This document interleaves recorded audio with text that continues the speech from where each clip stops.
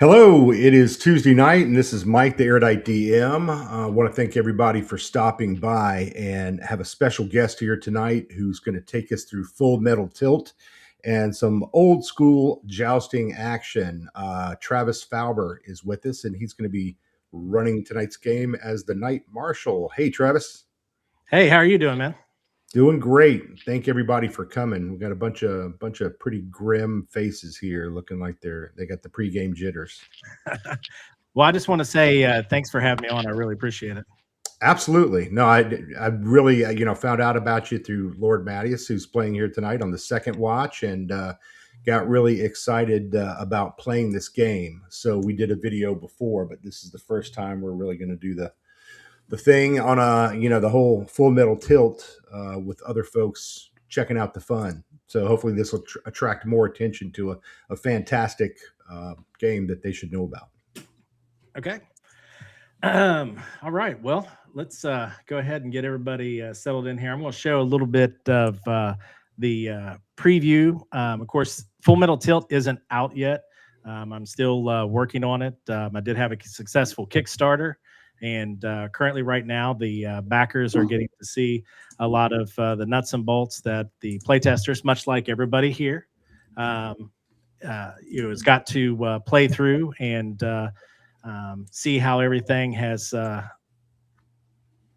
to be, and get ironed out to where it's become a very workable and enjoyable system that a lot of people have given me great feedback about. So let me go ahead. I'm going to share my screen here. Show everybody just the cover and a little bit about the system. I think I just got it popped up there. All right. So this is Full Metal Tilt. It is currently designed to be used with really any system. It's a plug and play OSR classic jousting. I based most of this off of the original jousting matrix that you would find in Chainmail. And since then, I've kind of built everything off of this and created my own little system with my own tables and everything, but with also a little bit of nod to many different jousting systems throughout the years, just like Full Tilt by Games Workshop. Of course, that's why, I have the name of Full Metal Tilt. Wanted to have it just a little bit like that. Plus, it's metal in itself. And, let's just kind of like get into it here. This also, just one other shout out that it is designed with Dragonslayer in mind, which is a good system if you are looking for something that is different, a little different than your basic, BX. It has, has that classic nod to Moldvay with the chrome of AD&D on it, with also some little, current additions added into it, much like things that you would find in 3rd edition and some 5th edition parts too as well. Real teeny tiny though. All right, so in Full Metal Tilt here, you'll find that we're going to be playing tonight the basic part of the system. You can see that I have like the terminology and everything like laid out for anybody who is interested in this in the future when I do have it go towards for print on demand and also for a PDF. The Full Metal Tilt system, like I said, has that nod to chainmail. You can see down here where I have the aiming points on the shield, as well as defensive maneuvers. And of course, there you have the classic jousting matrix, so forth and so on, that you would find from the roots of where I got this from and build off of it. So we're going to kind of go right into the system here. We're going to kind of show a little preview off by having a 14-night tournament. I have a little bracket set up for all the players here. And we're also going to be using a nice little tool that my backers got, which will be something that will be also for sale and also is being currently developed for as an app that will be for phones and I believe iPads and other devices too as well, both Android and Apple. Yeah, that's all thanks to Howard Young, who is the developer, who's also one of my players who originally helped playtest this. But let's get to all the fun and everything. Let's show the system off and how everything works. I feel that's the best way to learn anything, is actually to play it. So let's get everybody in here, and we'll start the tournament here. The first thing I'm going to need to do for this, I'm going to roll this back here so that we can reference this when needed, is that I have a jousting bracket here. This is actually set in my home campaign setting. Actually, one of the players here, Aaron Amick, this area is actually his brainchild. My campaign setting, there were some areas that had not been developed, and he had asked me a few months ago if I minded if he would actually start to expand some things for me. And one of those areas actually is a town called Bierbrunnen, and the house that is in control of it is House Casterlane, and it's actually based off of one of his characters he had, Sir Tudwald Portley, and this is the house's symbol and everything. So currently, right now, I have 2 buy positions, and what I do in the situation when I have buys is that I go towards records, and since I have players that have played before, I'll go ahead and give them the buys. Right now, which is both Aaron's characters, Sir Anders Brighthand and Sir Richard Big Timber. So let's go ahead and start placing everybody else here in the brackets. We'll make sure that we get this fair here. So I'm going to go ahead and have down Aaron is already taken care of. So let's see here. We got 1, 2, 7, 6. All right, 3. So, Mike, who do you want to go first in the 3rd seed bracket? Do you want it to be Sir Miles or Sir? Is that Miles? Yeah, Miles Meservy. Okay. Which, unless I'm mistaken, I believe that's M in the James Bond books and films. But it might be. I think that's his real name in the fiction. Oh, oops. Now, these brackets are also something that will be available, that will come as well with the PDF and the, if you get the PDF and the print on demand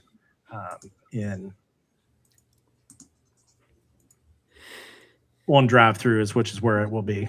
So just give me 1 second here. Let me remember where I put all these for. Oh, that's right. I put them in downloads. Here we go.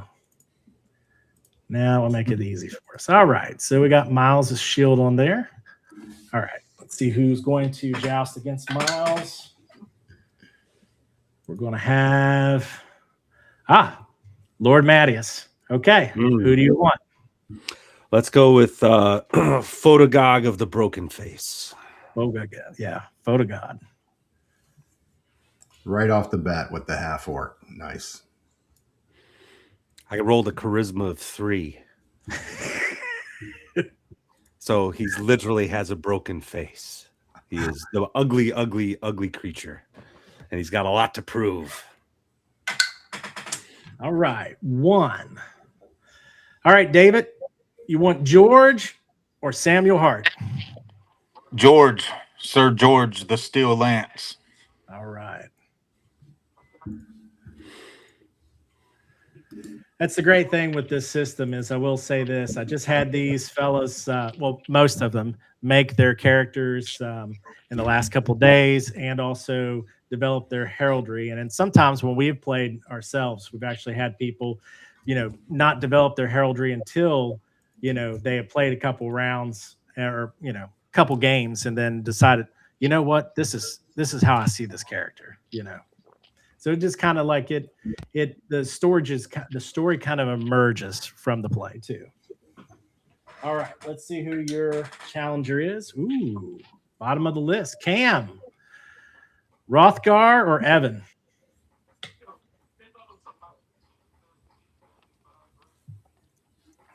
Can we hear Cam? I don't know. Cam? Let's see. Got to turn him on. Hello. There you Hello. go. They can hear you. We had to invite you back on stage here. So Rothgar or Evans? Evan, please. Evan. All right.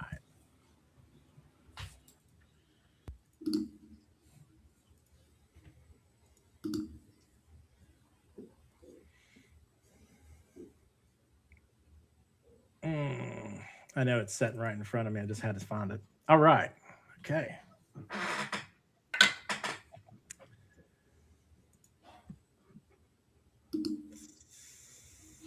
All right. Alec, do you want Werner Weiss or DuPont DeLong? We'll do DuPont. Okay.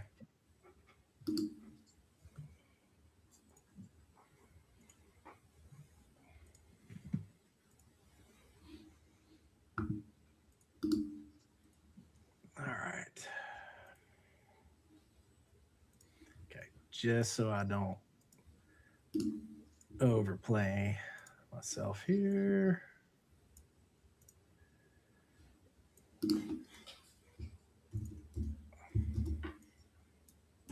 Oh.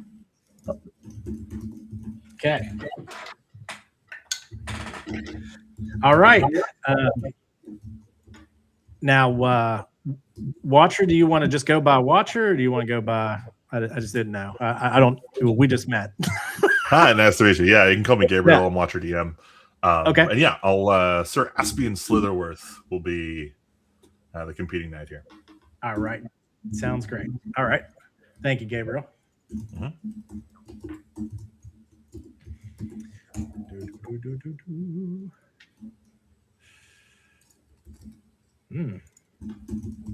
go. All right.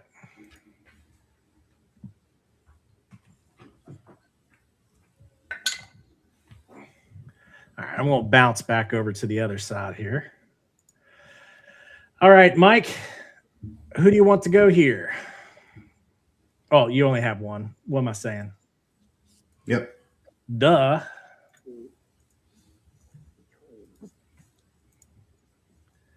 All right. There he is. Yep. Sir Renaud. Okay. All right.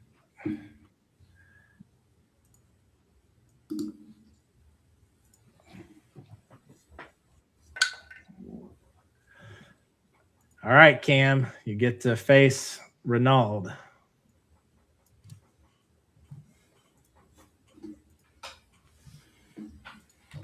Oops. There we go. All right. Now let's bounce back over here. I should have been bouncing back and forth, but first time doing this live like this with this type of bracket since I just created these not too long ago. Okay. It feels like very authentic medieval bureaucracy. I think it's nailing that part of the game. Like who's shipping? Who's giving people money under the table and everything? This is who I want to joust. My shift itches and everything. Yeah. All right. 1, 2, 3, 4. So, do be fair. Talking about the bureaucracy, we're going to switch this over here because that will not work. Now, at some point in time, if a player does have to face each other, I will allow them to pick their opponent that they want to joust against. Since you can't joust against yourself with your 2 knights here, so you pick your favorite, and then you pick whoever is going to run your other knight. All right. So what we got? 3 left. Okay. That works out. Werner Weiss is going to be down here, Alec.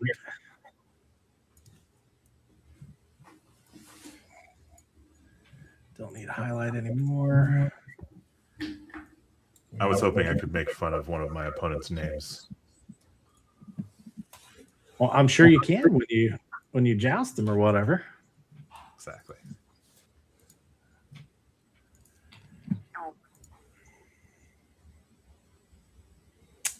Oh, there you are. Okay.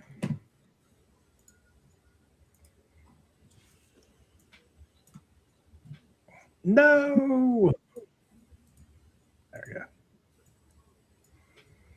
All right. Now we have our bracket. Okay. Excellent. I just hit save on this. So just for some reason, if it drops, we got it. We don't have to recreate it. Man, why is that not showing up right? Oh, well, we're not going to fiddle with it. Okay. So now we have our bracket. I'll expand that back out just a little bit here. All right. Now we're going to go to the Knight Marshal. And what I was referring to earlier about this being developed by Howard Young, the Knight Marshal pretty much does most of the full metal tilt system for you. All the tables that are here out of the 6 tables, it actually wants each opponent, because everything will happen simultaneously, will be able to give me both their aiming point and a defensive maneuver, which you all will see how that plays out, because we're going to do a couple of practice runs with those who are new. And it pretty much, it will give you the results and everything. There'll be a couple, as I had already set it up, to ask me results instead of actually auto picking results, because it can also do that too as well. But we're going to let the players roll it for themselves. All right. All right. So we're going to do a couple practice runs here.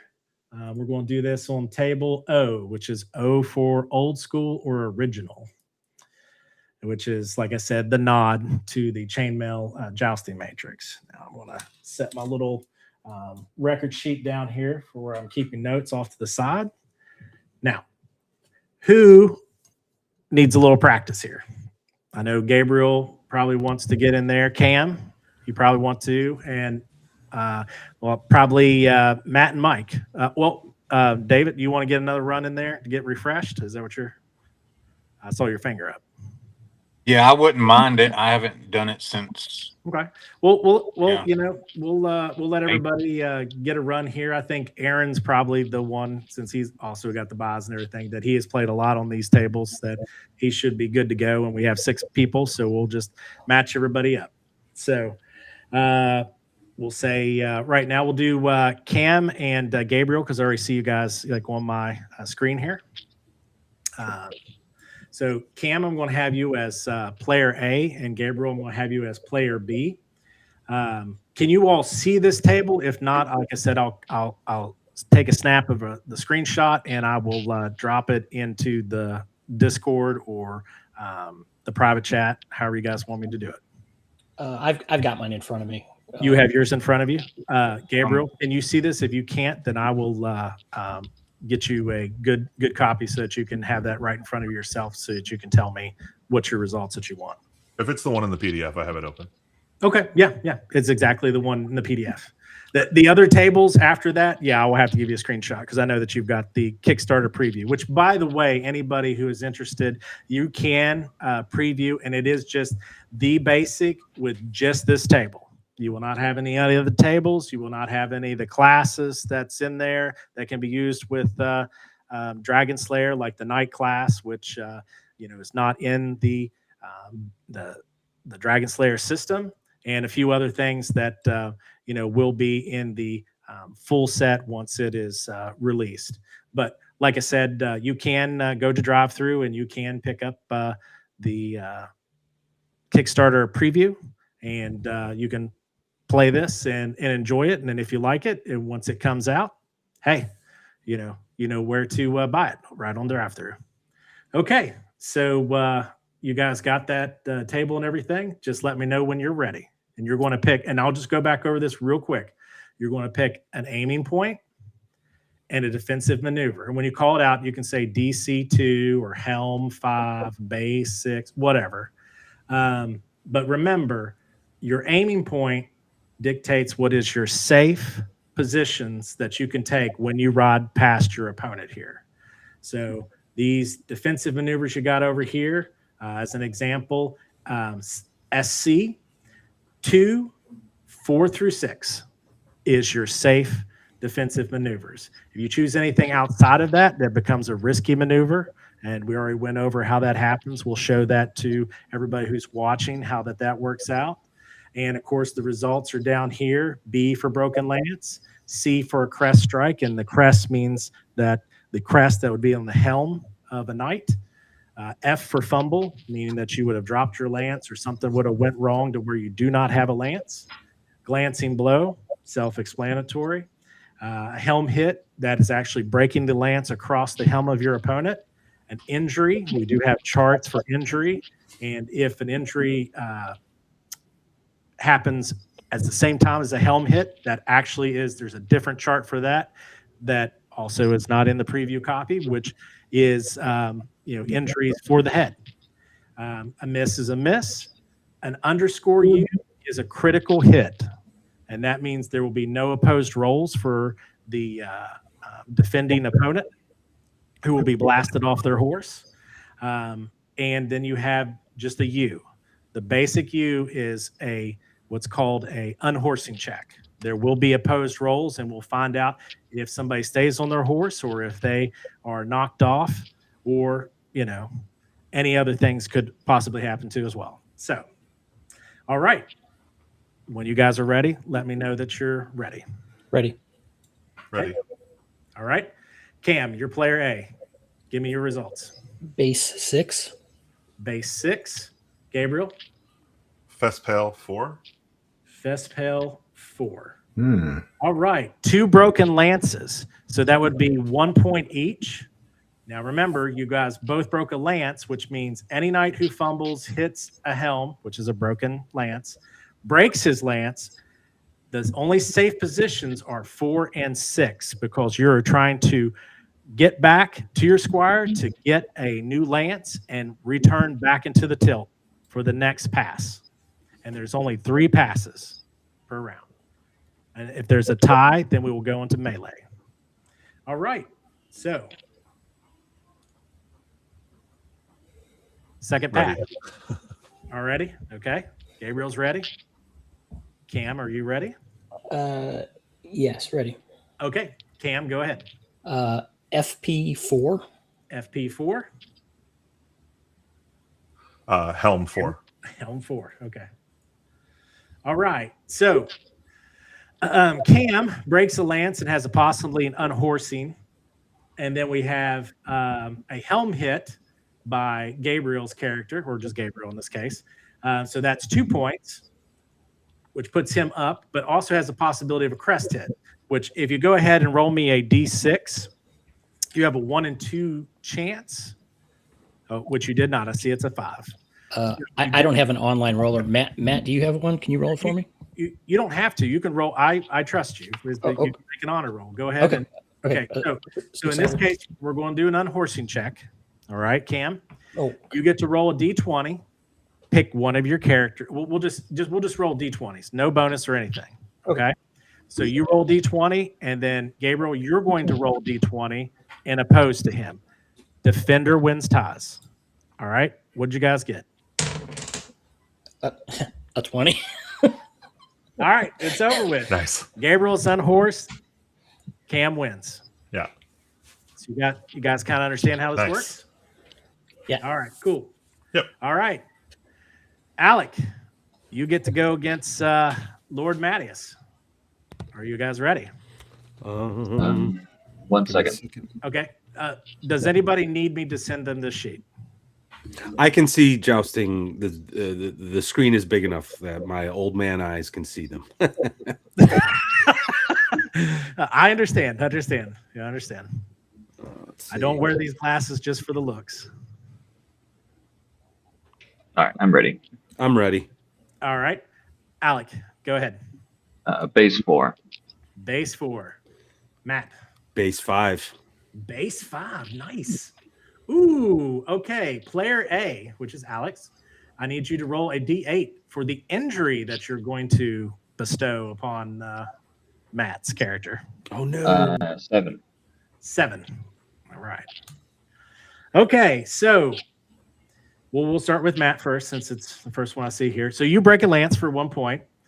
Alec would break a lance, has a possible unhorsing, and gives you an injury in the same time. So with the possible unhorsing, you guys will go ahead and make opposed rolls. Just like I said, just roll D20. We're not adding anything. We're just doing a practice round. I rolled a 2. 2. 13. 13. So you're unhorsed, but just to add insult to injury, you gave a 7, which is a dead arm. Your shield arm is useless, and you automatically fail Constitution rolls until healed. So Werner did this because Werner is a total heel. Yep. So there you go. That's how quick it can go, boys. That's how quick it can go. And for anybody that's watching, this is, it's very adrenaline, heavy, because once things start going, it's quick. All right. So last but not least, we have David and Mike. You guys ready? Ready. Yep. Okay. Who's which one? Well, David's going to be A. So I was going to ask David, go ahead. CP4. CP4. All right, Mike. Fespale 2. Fespale 2. All right. So we have a possible unhorsing with David, and we also have a broken lance and a possible unhorsing. Okay, so it's going to get exciting. So you're already up 1 point, Mike. So now we'll just go ahead and resolve this. So David, we'll let you go first. You're going to try to unhorse Mike. And then after that, Mike, you'll have a chance to try to unhorse David. Okay? Mm-hmm. All right. So go ahead. So David, this is your turn on the offensive. You guys both roll your D20s. 3. Oh, no. 9. All right. So Mike stays on his horse. Now, Mike, you get to give some in return because everything in Full Metal Tilt happens simultaneously in the tilt. So now you guys get to roll your D20s, but this time, David, you're defending, and Mike, you are you're the attacker. 18. 12. Oh, okay. So you both stay on your horse. So Mike is up 1 lance, second pass. Now remember, Mike, you broke a lance, so position 4 and 6 is your safe zone. But David, you did not, so you don't have to worry about that. Right. Guys, let me know when you're ready. Ready. Ready. All right, David. Helm 4. All right, Mike. Helm 5. Helm 5. Oh my gosh. We're both going for the teeth. Well, even though you did strike him on the helm for 2 points, go ahead and roll a d6. Let's just see if you 1 through 2 you do strike his crest. Just roll a d6. What'd you get? 4. Okay, you did not break his crest, but a U underline is an auto unhorsing. That's a critical hit. He just blasted you off the horse. So, David, you win. All right. Nice job, David. Everybody fresh now? Everybody understand how it works? Okay. Now let's find out what table we're going to use. I like to keep these random so that nobody knows what we're doing, and we're not going to be using table O. So, Mike, since you are the host, I want you to roll me a D6. If it's a 1, re-roll. It is a 5. 1, 2, 3, 4, 5. Table D. All right. Now, does anybody need me to print off get you a snapshot of table D? I can see it. Can everybody see it? I can also see it. Yeah, good. I see We're Aaron's. playing on D. Yes, table D. All Do you right. have that? You got it? Yeah, I have Night Marshal. So. Sweet. Okay. All right.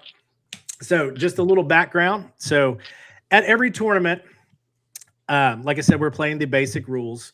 There is some additional rules like ladies' favorites. We would go through the helm show, your favor with the crowd when you'd first show up, and as you would go to each match. We're not doing any of this. This is just going to be the basic.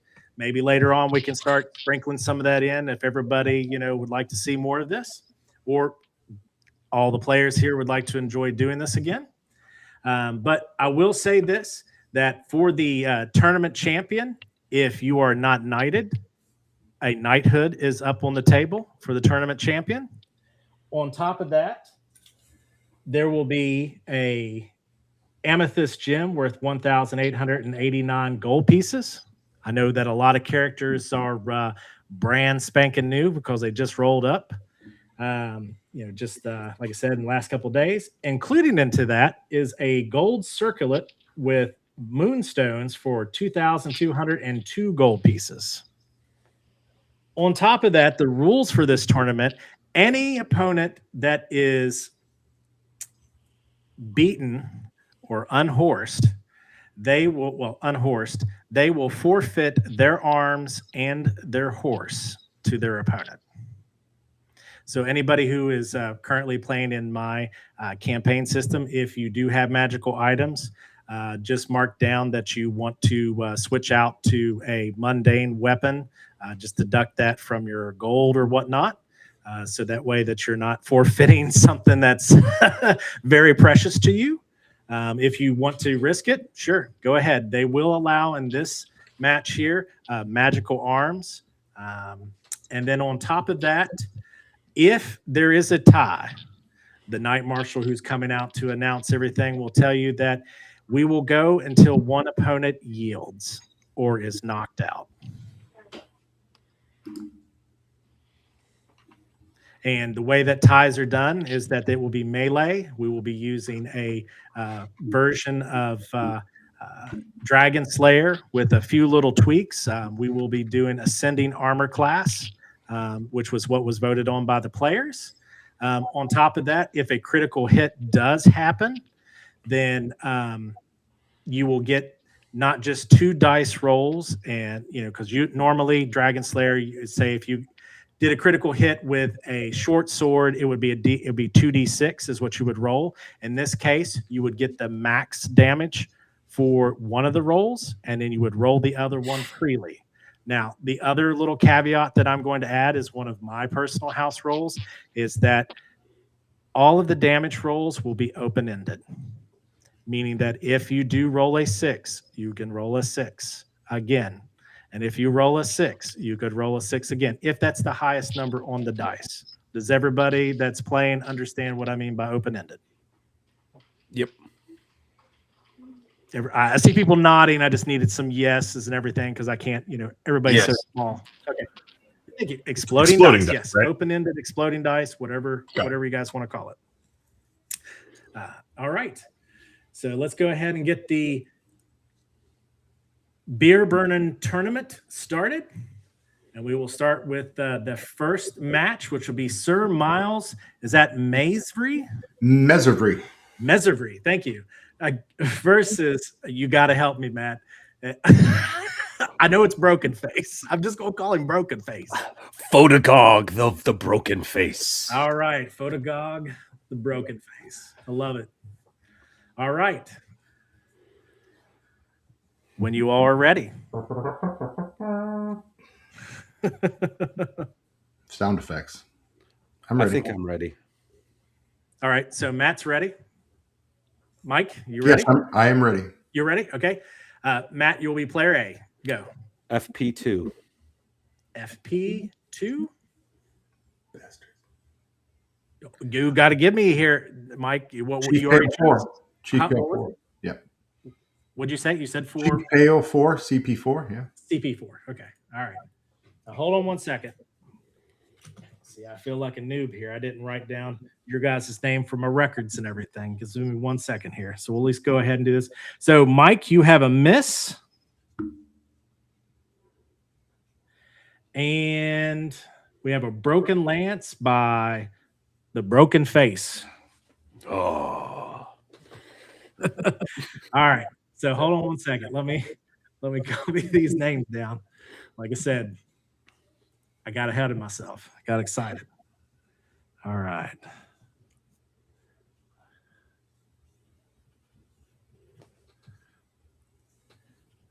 I'll be honest. I don't know if any people knows any cryptids or whatever. I kind of want to call the Broken Face Hodag. Butt face.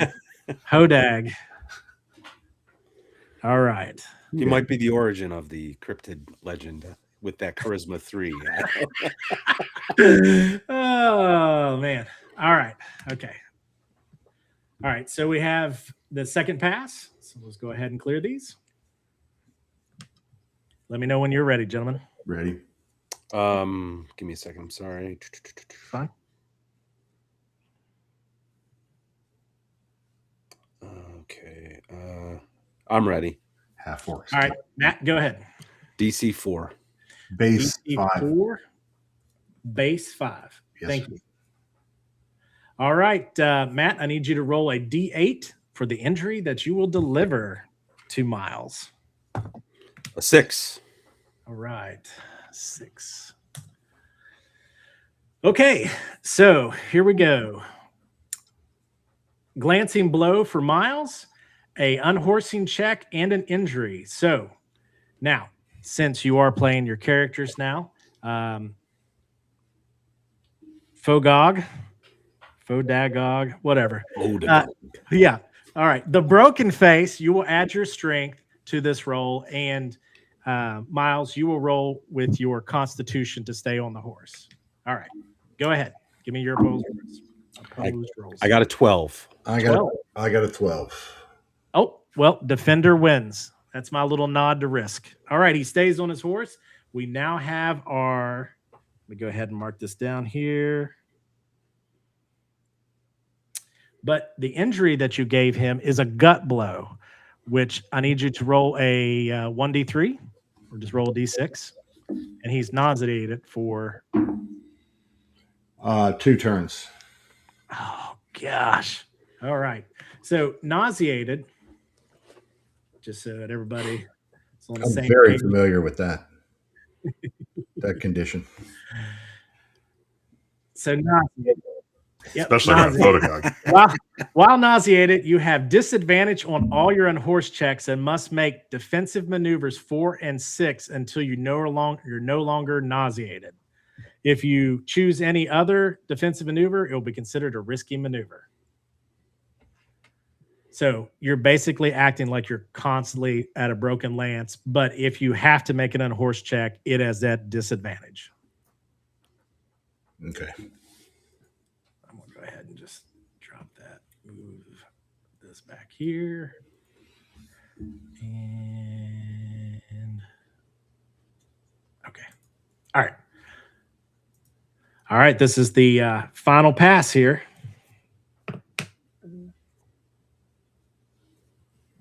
Let me know when you guys are ready. Ready. I'm ready. Okay. Matt? DF3. CP 5. Ooh, so we have a miss by the broken face, but we have a broken lance. Ooh, so we're up 1 point each. Okay. But a possible unhorsing. So Miles, you have a chance here. So roll with your strength and Let's see. I rolled an 8 plus 2. Is it an auto on horse? oh, yes, it is. Thank you. Thank you for pointing that out, Alex. It was a risky maneuver, so it is an auto unhorsing. Oh, okay. I thought it was the other way around when he does the risky maneuver. Well, Miles, you win. And thank you so much, Alex, for picking up on that for me. I totally forgot. Thank you. Slowly go through that one more time for the Okay. half orcs in the crowd. Yeah. So so all the half orcs that was rooting for the broken face, what had happened is that he had chosen lean left. So DF 4. So he chose DF and 3. So DF, he's outside of 4 and 6, which is 3. So it's a risky maneuver because his safe zone was 4 and 6. Because previously he did not break a lance. So Photogog missed then was the result for him. He missed, and he was basically. Gotcha. Yep. And then when you hit him, broke a lance. Since he was risking it, he was blasted off the horse. That's a heck of a match right there. Because I almost thought you were going to lose that one there, Miles. All right. Yeah. Congratulations. I'm sure that the crowd's like, yeah. No more half orc.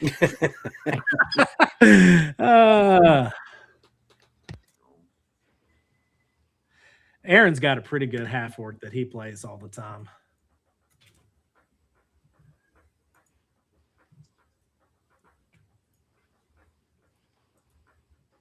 All right.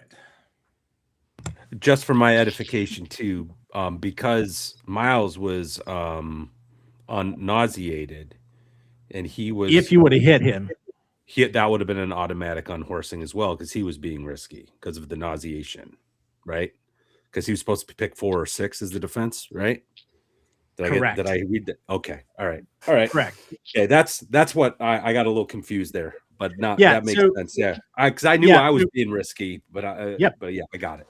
Thanks. Yeah, Yeah, so- and I was going to say I chose 5 because I thought under the defensive maneuvers it was 4 through 6, 4-6. Is that the case, or is it? But 4 you were or 6? but you were nauseated, and by No, virtue no. of your nauseation, you needed to pick 4 or 6.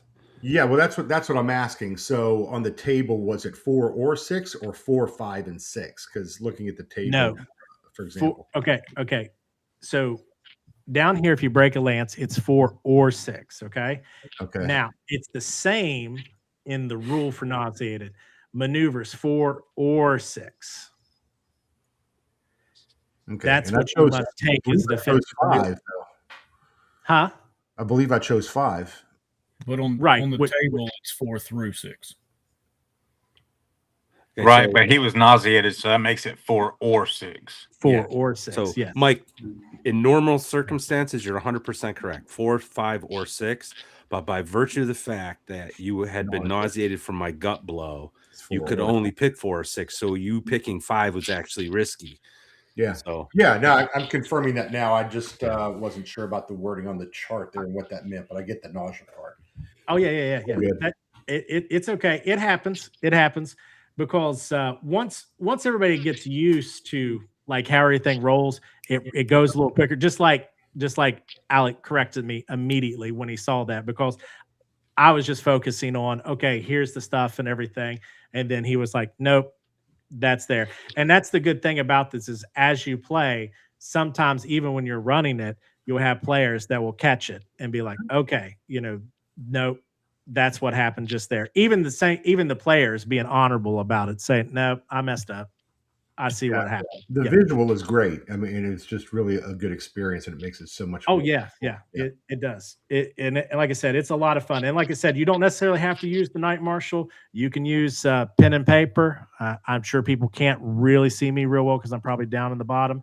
But I have a little record sheet that I'm marking everything off here and on for everybody, so that way I can keep it for future notes as people get records and experience and whatnot.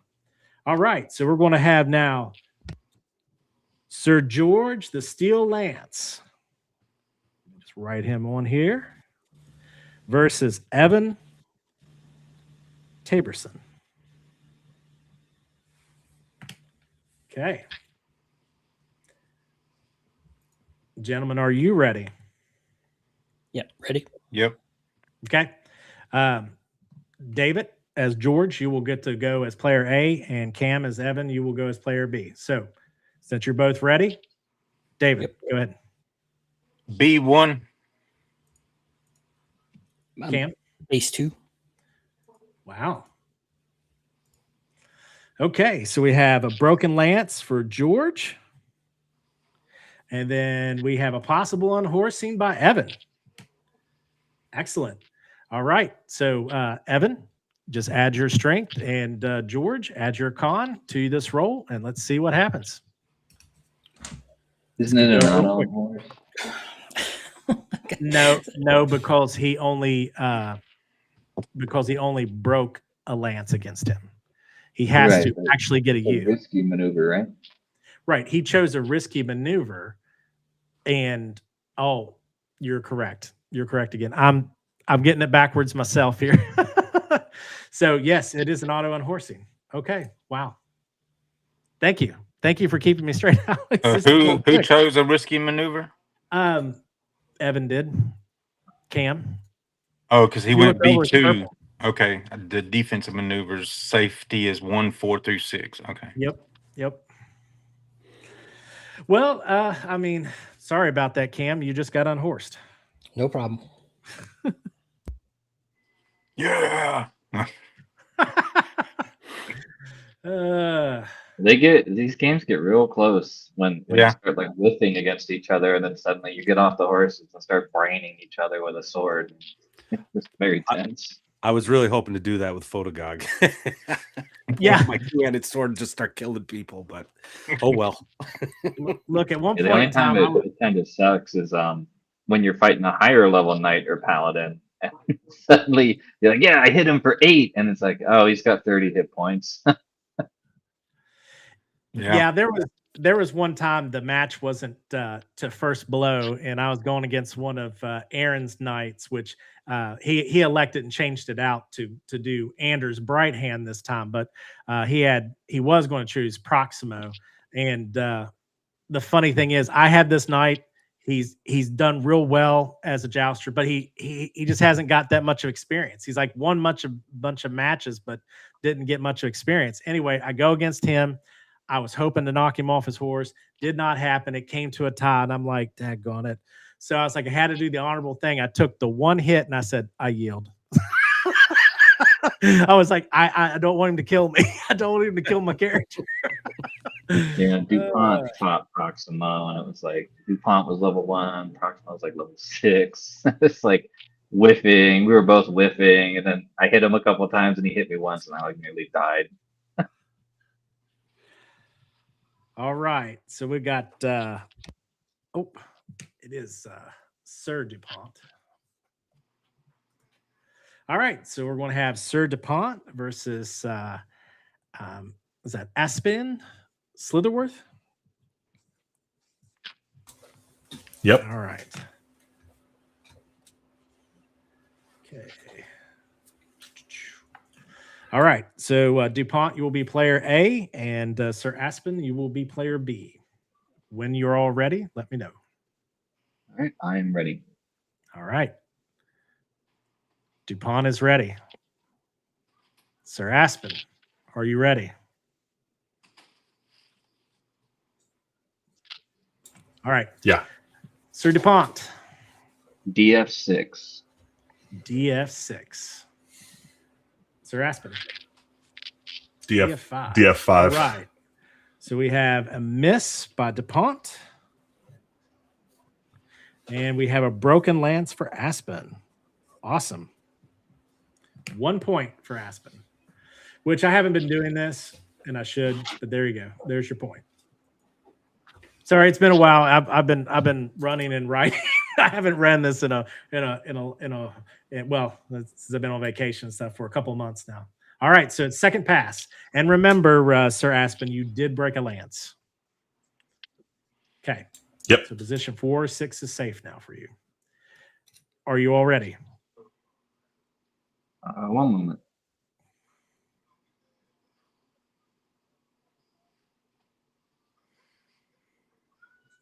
With all the unhorsing and everything, you know the crowd's like going crazy right now.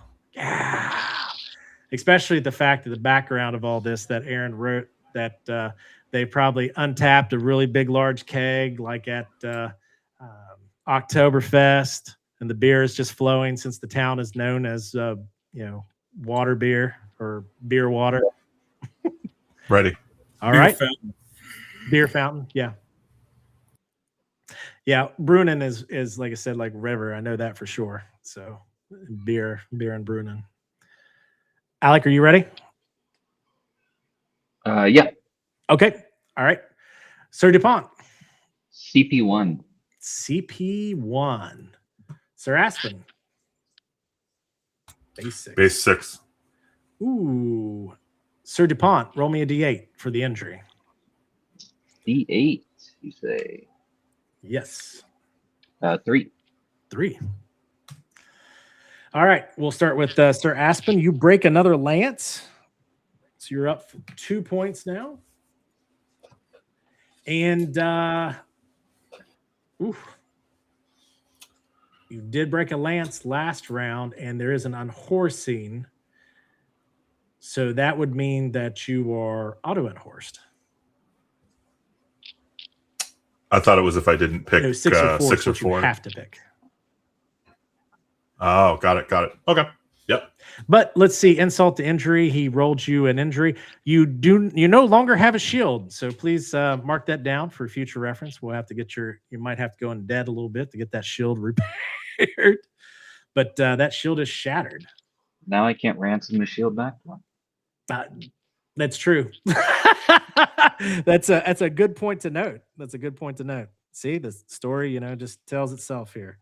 So we got here minus shield. Unhorsed. All right, let me do this too. Winner.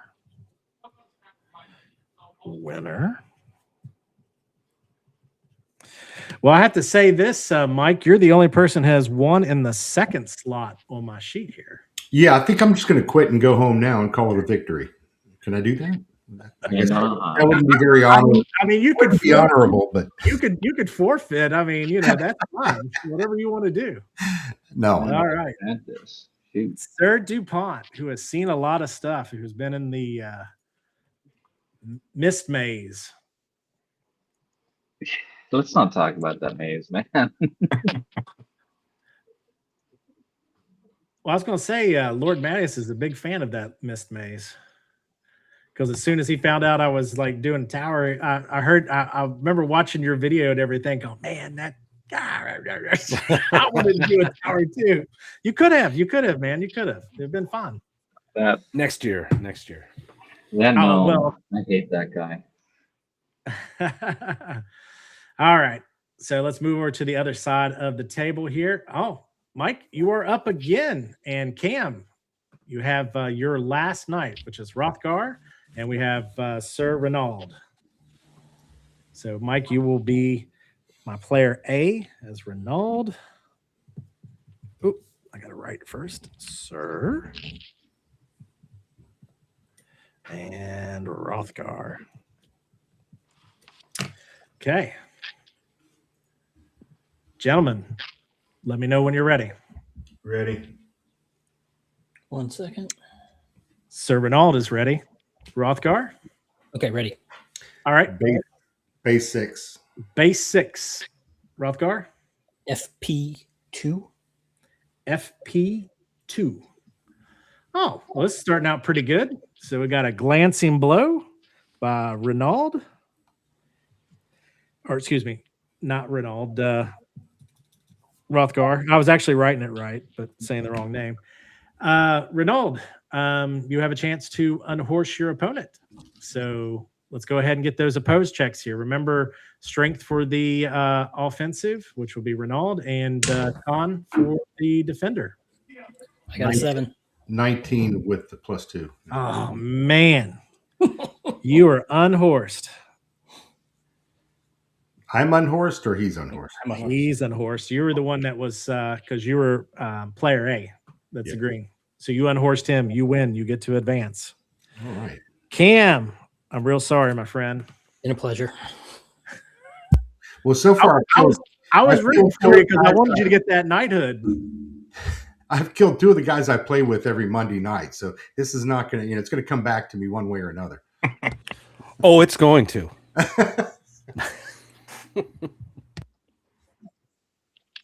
My next character in Hyperborea is going to be Photogog the Second.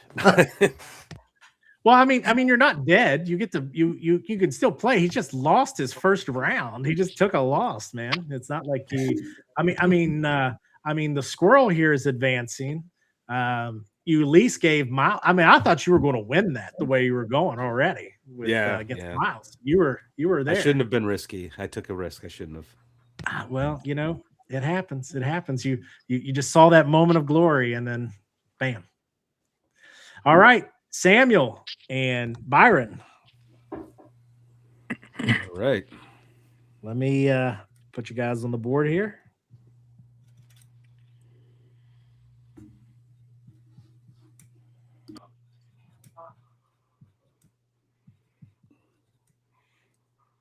And the good thing is that I also have in the rules that, which is already out for as a preview for all of the backers right now, is wagering.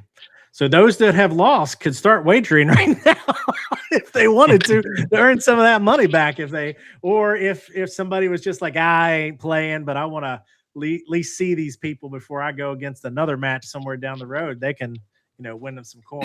I actually told some of my players if they wanted to start making bets in a channel, they can go ahead and do that. Or if you're at Texas Tech, you can wager and play. That is also allowed too, and there is rules for that as well as also trying to cheat, which would not go good for you, especially depending on who you are making those wagers with.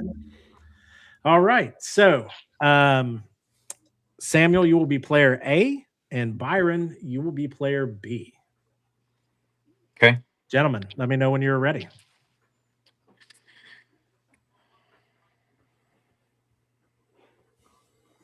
I'm ready. All right. Byron is ready. I'm ready. All right. All right. The heart. Go. DF4. DF4. Yep. DF6. DF6. Ooh. My. Okay. Samuel, Broken Lance. 1 point. Byron, Broken Lance, 1 point. Possible unhorsing. So here we go, Byron. Let's try to get that money for that Hamlet. I rolled a 21. Oh my God. Well, so you rolled a 20? Or is that 19 plus 2? Oh my gosh. Nope, I got a 5. Sammy gets blasted off of his horse. I He wasn't get the sign entered of the this cross. time. I'm like, for the little guys, for my Hamlet. That is awesome.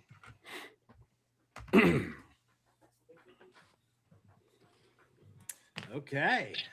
Wow. Now, I'll tell you what, guys, these are quick matches. I think that's kind of a cool feature. Like, it can be like this long, drawn out climactic thing, but it can also be really quick. So you could easily incorporate this into an ongoing campaign for like an afternoon. We're like, hey, instead of adventuring, there's this tourney going on at the kingdom over there or whatever. And like I was mentioning, if you had characters that didn't want to be involved, they can wager. If you got somebody that's involved, you could have somebody be setting in on all the other matches and everything, because especially if they're being randomly generated, then it'd be like, oh, well, this is how this person plays, blah, blah, blah. And there's different size brackets, so it doesn't have to be this big, long, drawn-out tournament either. Yep. We have smaller brackets and so forth and so on. But the thing is that sometimes I get lightheaded, especially when we start laughing about like longer matches where it's like, oh my God, now we're down to daggers. All right. Cloverberry Lane versus Sir Werner Weiss.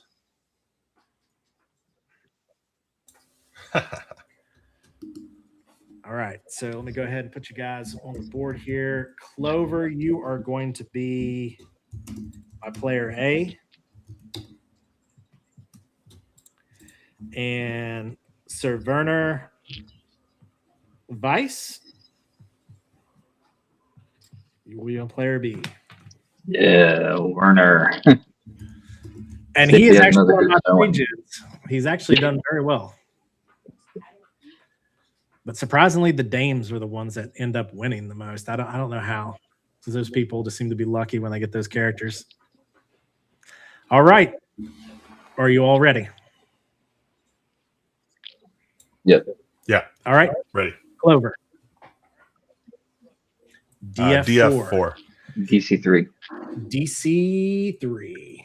Oh, we have a miss by Clover. Nice. And a possible unhorsing by Werner Weiss. All right. Remember, defender, use your con, and attacker, use your strength. You just sent me Werner's. Yeah, I sent you the sheet. I think he's a +1. I rolled a 5. He rolled a 5. All right. Werner got a 12 total. Well, that's it. Unhorsed. Clover is unhorsed. He's gonna do a pose because he's an asshole. Clover calls him an asshole from the ground. Miles, he knows Oh it. my lord! All right, that's my one sheet. We'll move on to the second sheet here. Pull it off, and then we will move the brackets along. So now we get into those buys. All right. Yeah, you're talking about having different size brackets and everything. I'll be running this at CharCon this year in July. It's a little, I mean, it's actually a big convention in West Virginia, but I'm running a 32 night brackets. 2 of them. I can't wait till I get to the point where I'm running tourneys. Now, I know that Mike called this a tourney, and tournament and tourney is a word that can be interchangeable, and they did use tourney. But a tournament to me is single elimination, king of the hill. A tourney is teams of knights doing much the same, except in this case, you would see you would probably have like Anders' Bright Hand with the Broken Face and a few others together building a team and then going, hey, we're going to this tournament. We're going to go into, or this tourney, and we're going to compete against other knights for, the championship. And that's where I have a different scoring system where even glancing blows is 1 point. Kind of like a rodeo when you have a team of guys. Yeah, that's interesting. Cool. Yeah, cool. And like I said, once I get some things like built out and people play it a few times and everything, then we can run a nice little tourney with people being able to choose, hey, I'm taking my buddies, like the kickball team. I want you. All right, so here we go. First match, Sir Anders' Bright Hand versus Sir Miles Mavry. So we put you guys on the board here.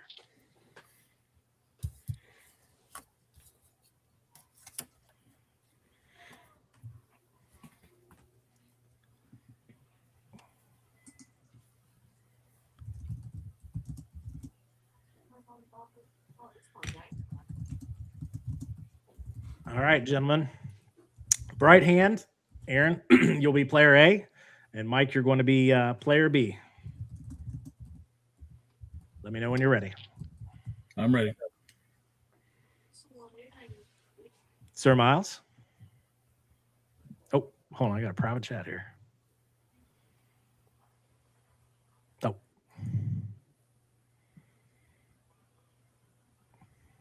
Did we lose our host? Uh-oh. Is he here? Your host doesn't know how to work a mute button. Man, Sorry about that. Yes, I'm ready. I'm ready to go. All right. So you're ready? Okay. Sir Anders, go ahead. CP2. CP2. CP5. CP5. Now, what you would notice is that Aaron held up cards. That's a different way that you can play, especially when you're in person and at a table. I do use those, is that you would have 2 cards that you would lay down, one being the aiming point, one being the defensive point or defensive maneuver. The defensive maneuver has a shield on the back of it. Yep, as you can see there. And the aiming point has a lance on it. Those were a special set that I made him with his actual character's heraldry. There's actually a blank set that will be in Full Metal Tilt where anybody could make their own heraldry, plus all the other 10 sets for the pre-generated characters. All right, so let's go ahead and see the results here. We have a miss by Miles, and we have a broken lance by Sir Anders' Bright Hand, 1 point, and a possible unhorsing. All right, Miles, make sure that you add that con to this roll. Got it. 6. Oh, no. 12. Miles, you have been unhorsed. Kissing dirt. Oh, man. You've been found wanting. You're right. You've been found wanting. I have met a professional knight. Well, Aaron, I think you can take it from here. So about Anders. So You met, I believe he's a level 7 paladin. but he left his Holy Avenger over there with his squire. So there's no issue. Just a little background. If anybody's ever played Barrow Maze, the last time at Charcom when I was running Barrow Maze, they decided to go all the way out to where this barrow was, and they didn't know it was there, but they happened to come across it. And that's where Greg put this sword. And the funny thing is that it's an old name for Excalibur. It's Caliburn. He put Caliburn out there, and there's this whole riddle and everything. And they ended up figuring it out. And Anders just happened to be about this right there. And I was like, well, there you go. So I mean, it was wild. How long we've been role playing together, T? Like almost 30 years. 31 years. I count. I was actually, I counted up as 31 years. That's the first time I've ever gotten lucky. So it was about time. First time. Oh, that's right. Your heraldry is not here. Hold on one second. I have to go get a look through backstage here.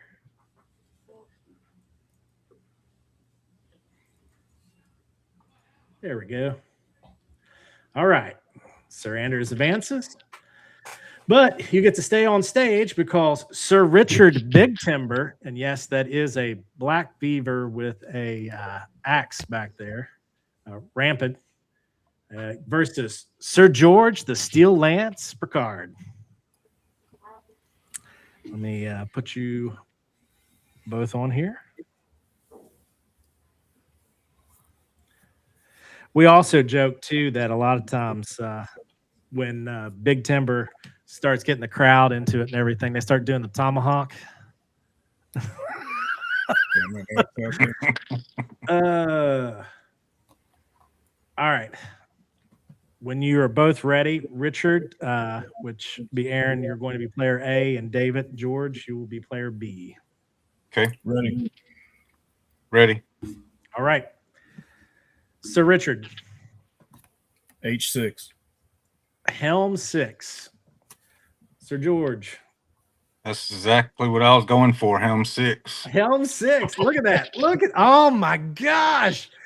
2 helm hits with possible crest hits and unhorsing. Oh my Lord.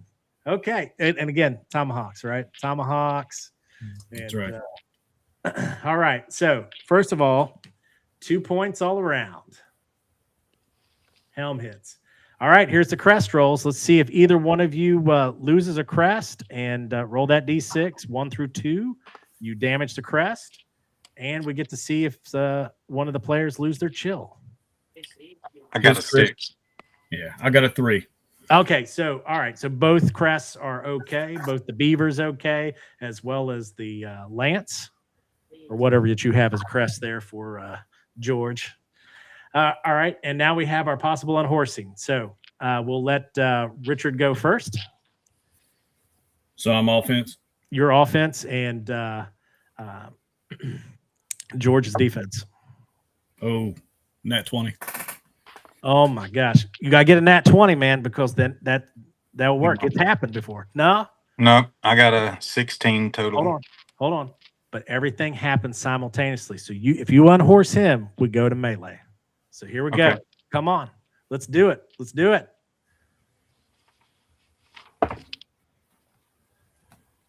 Ooh. 10. 14. Oh, my gosh. You're both unhorsed. Both of them are unhorsed. We get to go to melee. So, as I said before, we have you start with swords. You'll have 3 rounds of swords, followed by 3 rounds of maces. And by swords, I mean any sword. That could be a 2-hander, broadsword, bastard sword, long, whatever. And then maces, that could be maces, hammers, flails, morning stars, so forth and so on. And then it would go to axes, and then we'd go to daggers. So, all right. So let me write this down here. So we got swords. Round 1. All right. So I'm going to have you guys do individual initiatives. So you're going to roll a D20, add your dex to it. If you don't have a dex, just whatever your D20 is, will determine who gets to go first.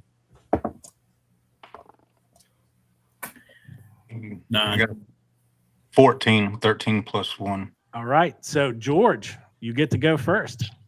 Make your attack. He's using a great sword. Are you using a greatsword? Yeah. Okay, so a two-hander. All right. And he's got a 14 to hit. No. T, are my stats on here correct for Dragonlance? For Dragonslayer, Yeah, yeah, that's what I meant. yeah. It will be the same because we're using ascending. So Okay. Do I get combat skill, or is that out this time? no, it's out this time. Just your Okay. strength. Just strength. Yeah, All you're right. not going to be using any of my my Graustein rules there. So just That's why I was asking about the armor. Yep. All right. I've got total of 15, so that is a miss. all right. Round 2. Go ahead and roll for initiative again. Let's see who gets to go first. I got a 9. 14. All right. So this time it will be Anders. Miss. Whoa. What'd you get? Well, he missed. He said, I mean, Anders rolled real low. Okay.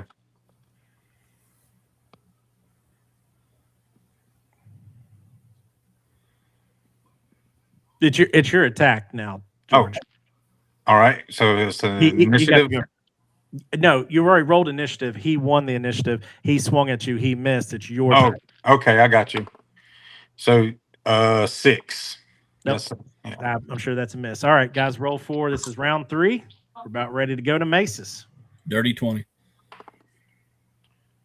14. All right, so 20 goes first. So that means Anders, you're up. 22. Does a 22 hit? Yes. Okay, go ahead and deliver damage. Like I said, you will have open-ended rolls or exploding dice for those. Not this time. players. 8 damage. All right, George, you took 8. Yeah. Took a. Do you yield? No, he's still going. Yeah. Okay. Little All right. bit. Let's do this. Let's do this, man. Go. Now All right. give some back. 19. It's a 19 hit you, Aaron. It shouldn't. 18 plus shield. So that's 20. Okay. So that missed. All right. So now we go to maces. So pull out whatever mace or warhammer or whatever that's on your sheet. And if you have to switch from a two-hander to something, well, what happened is that your squire would run out, grab whatever that you have and throw it out to you. So, or get it in your hands, however you design that happens. All right, roll initiative for the first round of mace. 15. 8. All right, George, you get to go first.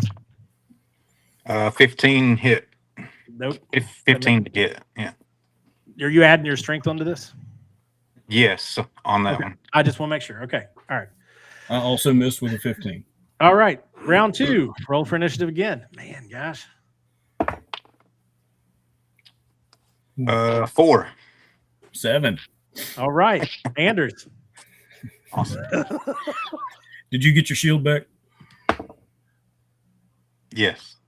All right. Then that would be a miss. Yeah, because I'm wearing plate mail and a shield with the mace. Okay. All right. So now you get to swing, David. 15. No, 17 with the strength. Okay. Nope. I believe that's a miss. All right. Round 3. It's the last round of maces. We're about ready to go to axes. 17. Dirty 20. God. All right, Anders. No, this is Big Timber. Oh, Big Timber. I'm sorry. I keep saying Anders. Oh, man. Jeez. I wish I wrote I'd roll this high one. on my attack rolls instead of my initiative. I missed. All right. I got a 17. That didn't hit. I need a 20, right? We both Okay. need 20s right now. Yeah. All right. So now here we get to go to axes. So again, Squire pulls out whatever you all need. And I'm glad that you said it wasn't Anders because here I was writing it on stuff there. So, okay. All right. I First got round a axes. initiative of 7. Ooh. You got me. All right. George. 19. Man, Almost. it's coming so close, man. These blows are just glancing off each other. Miss. Second round of axes. We're going to get the daggers, man. Daggone it. 14 initiative. Yeah, natural 20 initiative. Like I said, if I could only roll that on attack. Oh, my gosh. Yeah, that's a no. That's a 11. 18 plus 2, 20. Oh, Hey. there we go. There's a hit. And Get them back. the great sword is 2d6. I mean, no, I'm using axes now. Anyway, what is the damage on the axe? What do you got? You got a hand axe or you got a battle axe? Oh, hand axe. Fighting right. with a shield. D6. 4 plus 2, strength 6. All right. All right. Last round of axes. You make that count, man. And here I would think that Richard would have been real good with the axe. You'd think, wouldn't you? Yeah. 16 initiative. All right, I've got a 13.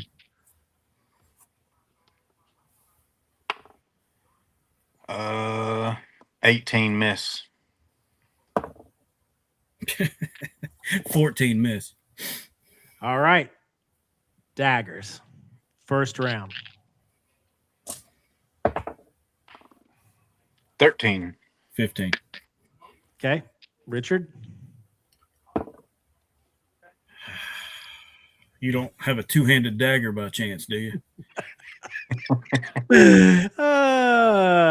George.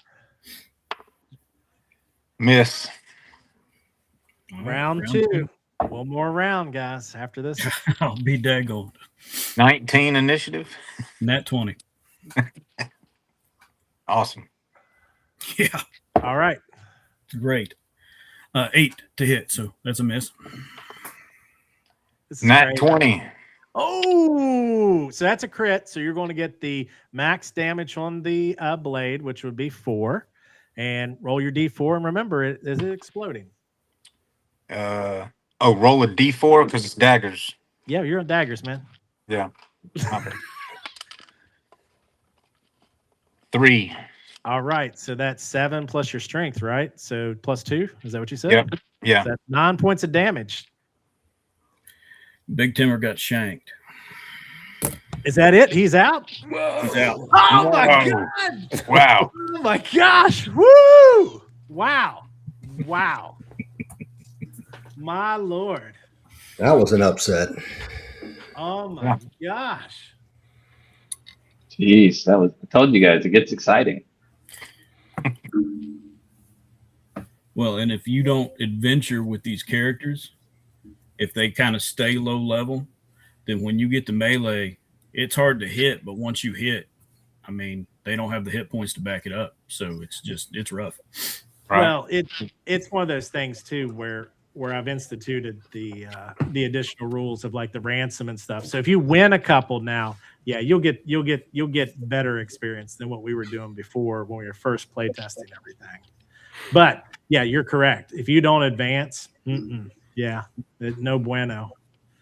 All right, let's see here. It's in down. I only had 3 hit points left. And you get to carry that on to the next match. You get to carry that on to the next match. All right. Okay. So here we go. Down to the bottom here. We got Sir DuPont, the Long, versus Byron of Loxley. All right. Let me clear this. So DuPont, you will be player A, and Byron, you will be player B. Gentlemen, let me know when you're ready. All right, I'm ready. Byron, Sir DuPont is ready. Give me a second here.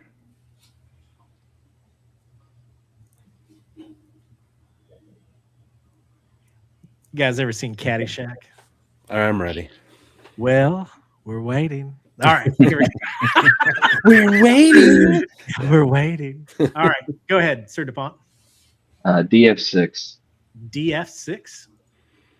Sir Byron? FP2. FP2. Ooh, okay. So we have a glancing blow by Byron. And Sir DuPont gets 1 point for breaking a lance. And it's a possible unhorsing. So, Byron, stay on your horse. That's a constitution, right? Yeah, yes, you add your constitution to it. Right, so that's +1. Yep. Oh, I got a 6. I rolled a 9, so I had a 11. Oh, man. Unhorsed. Hey, but let's look at it this way. You moved from the first bracket, so you can tell Gary that I did get knocked out. I broke the curse. I broke the curse. And you'll get a little bit of ransom money for it too. So there you go. Yeah. Your character will be able to take something home with you.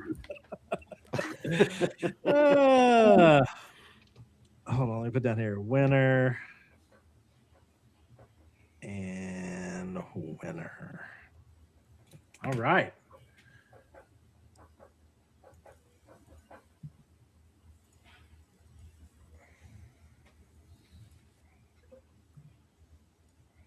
Sir DuPont will advance.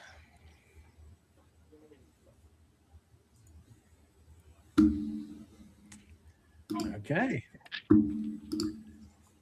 Oh, I did not advance Werner Weiss earlier.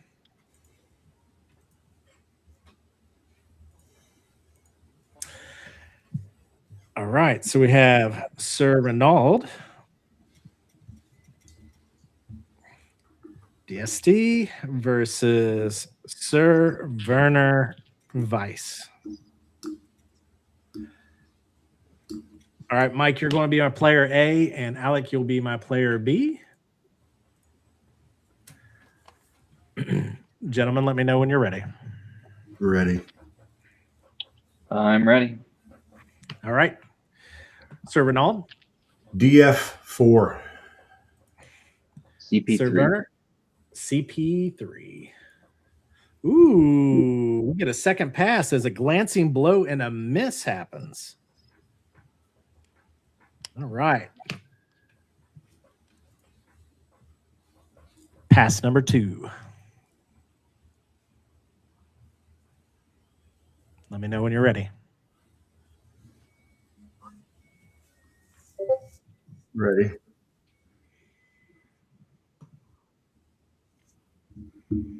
Both of you ready?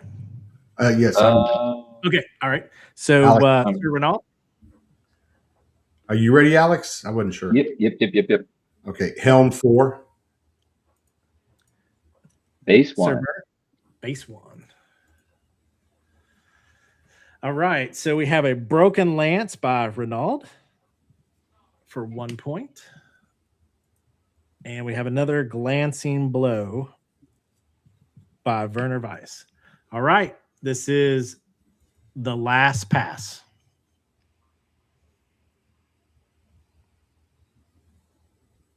And yes, if you don't unhorse somebody in this, you will win just by points.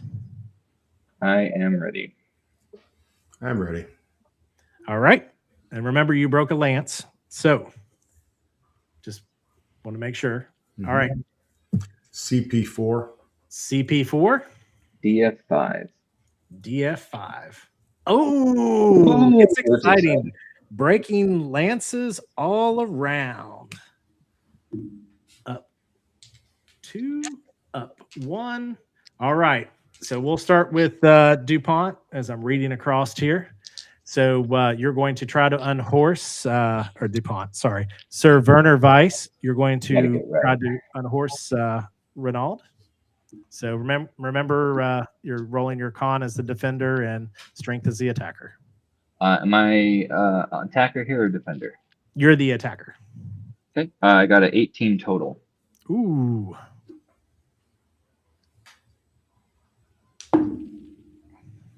I got a 4. Oh, okay. So you are unhorsed, but you get to give back. So now you are going to try to unhorse Werner Weiss so that this can go to sword blows. I got 11 plus 1 is 12. Werner rolled a 12, and strength is a +2, so 14. You got me. Oh, it's over. Tag on it. All right, Werner. And he will taunt his opponent. I look good from down there, don't I? I can only see your boots. The bottom of your horse. And it's a fine horse.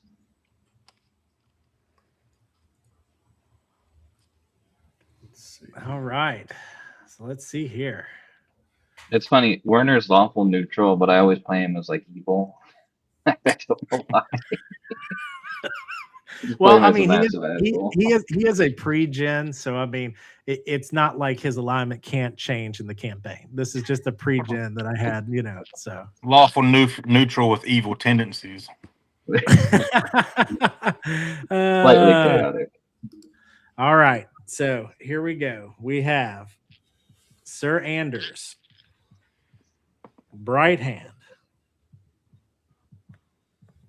versus Sir DuPont. Man, the paladins going up against each other. Are you a paladin?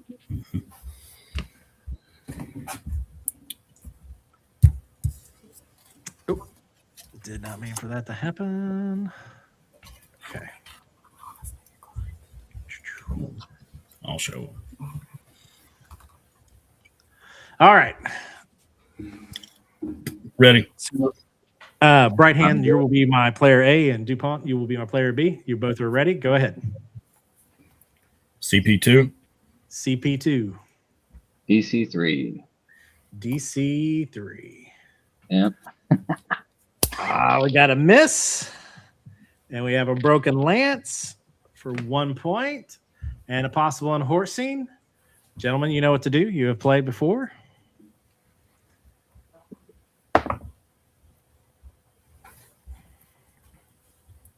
Dirty 20. Oh, my God. Let me just look up DuPont's con. Oh, shoot. He rolled an 18 total. All right. DuPont, you were unhorsed. But you did make it pretty far. That's way better than he did last time. That's yeah, and that's a lot of ransom money. So, yeah. Nice. All right. I'll clear these out. Of course, you'll be passing some of that on to me.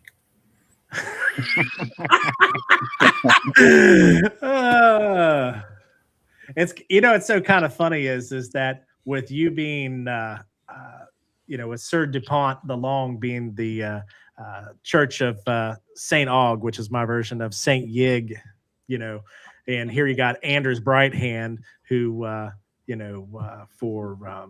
it's basically soul or I can't even think of his name right now, but it's basically the sun god and everything. It's like a pagan god. And if you're gonna worship a pagan god, yep, still a good god though. But all right, so let me find his art here and Alanis. Yeah, I was just trying to think of the name. Oh, way deep into my stuff here. Okay, let's see here. Yep. I had to think for a second. There we go. All right. But you're still in it. You're still in it there. So we have Sir George versus Sir Werner. All right. George will be my player A, and Sir Werner, you will be my player B. Gentlemen, let me know when you're ready. I'm ready. Sir Werner? One moment.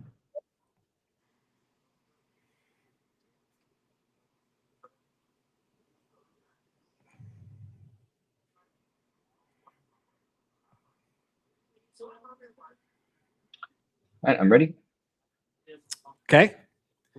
Base 5. All right. DC 3. DC 3. All right, player B, I need you to roll a D8 for the injury that you will deliver to the Still Lance. 5. All right, so we have a broken lance for George for 1 point. And we have a possible unhorsing by Sir Werner Weiss. What injury did I cause? You're actually going to give him a bad bruise, which might end it for him. Oh, Is this sweet. the guy that only has This 3 hit happened points to left? Mort.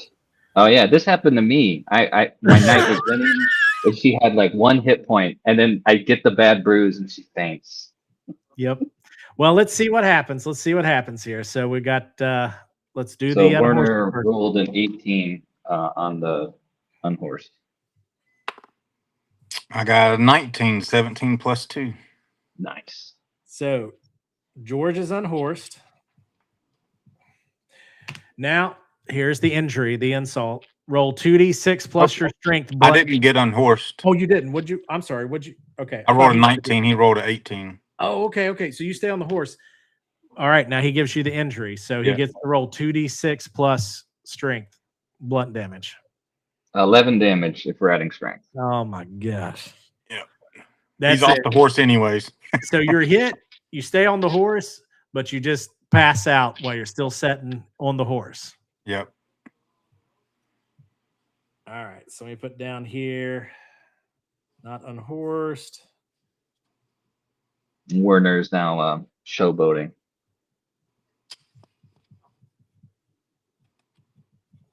Passed out. Winner. All right. This is it. This is for all the marbles here. Let me move everything around.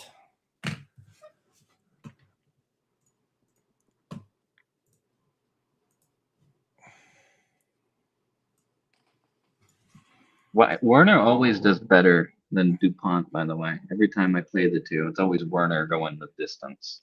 Well, I just find it funny that this is a pre-gen. So anybody who once the game is out there for purchase, this is a pre-gen that you're seeing. Almost, we're going to find out, might be the champion. All right, so here we go.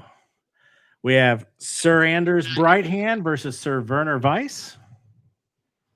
Let me put you guys on the board.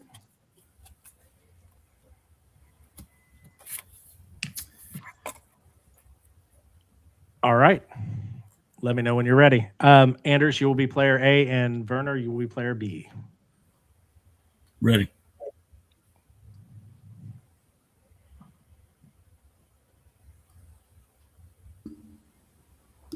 I'm ready. All right, Anders. CP2. CP2. Base 1. Base 1.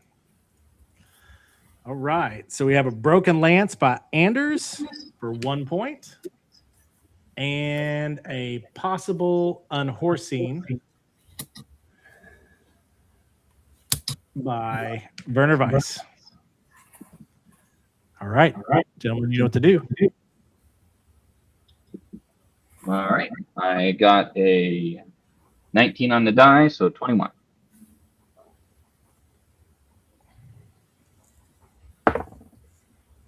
Uh-oh. That is a 9 on the dice for a 12.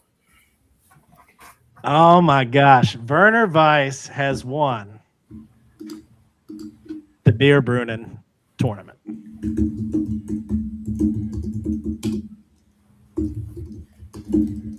Good game.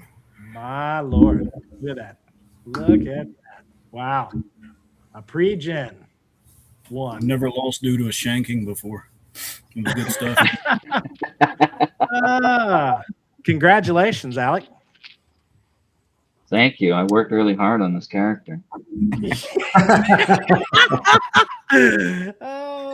So Werner Weiss ends up winning on top of just getting the ransoms. Gets that golden circlet and that gem. And the renown for being the tournament champion of the Beer Brunnen tournament. Congratulations. Wow. And thank you everybody else for playing. That was a great tournament. Got to see a little bit of everything. Awesome. I am pulling everybody else back in. They were all right. They were all in defeated hell. With me. I just want to note for the record that Photogog was rooting for the Paladin against Mike's character. And he did it did play out, his whatever gods that he prays to. Your win was due to Groomsh.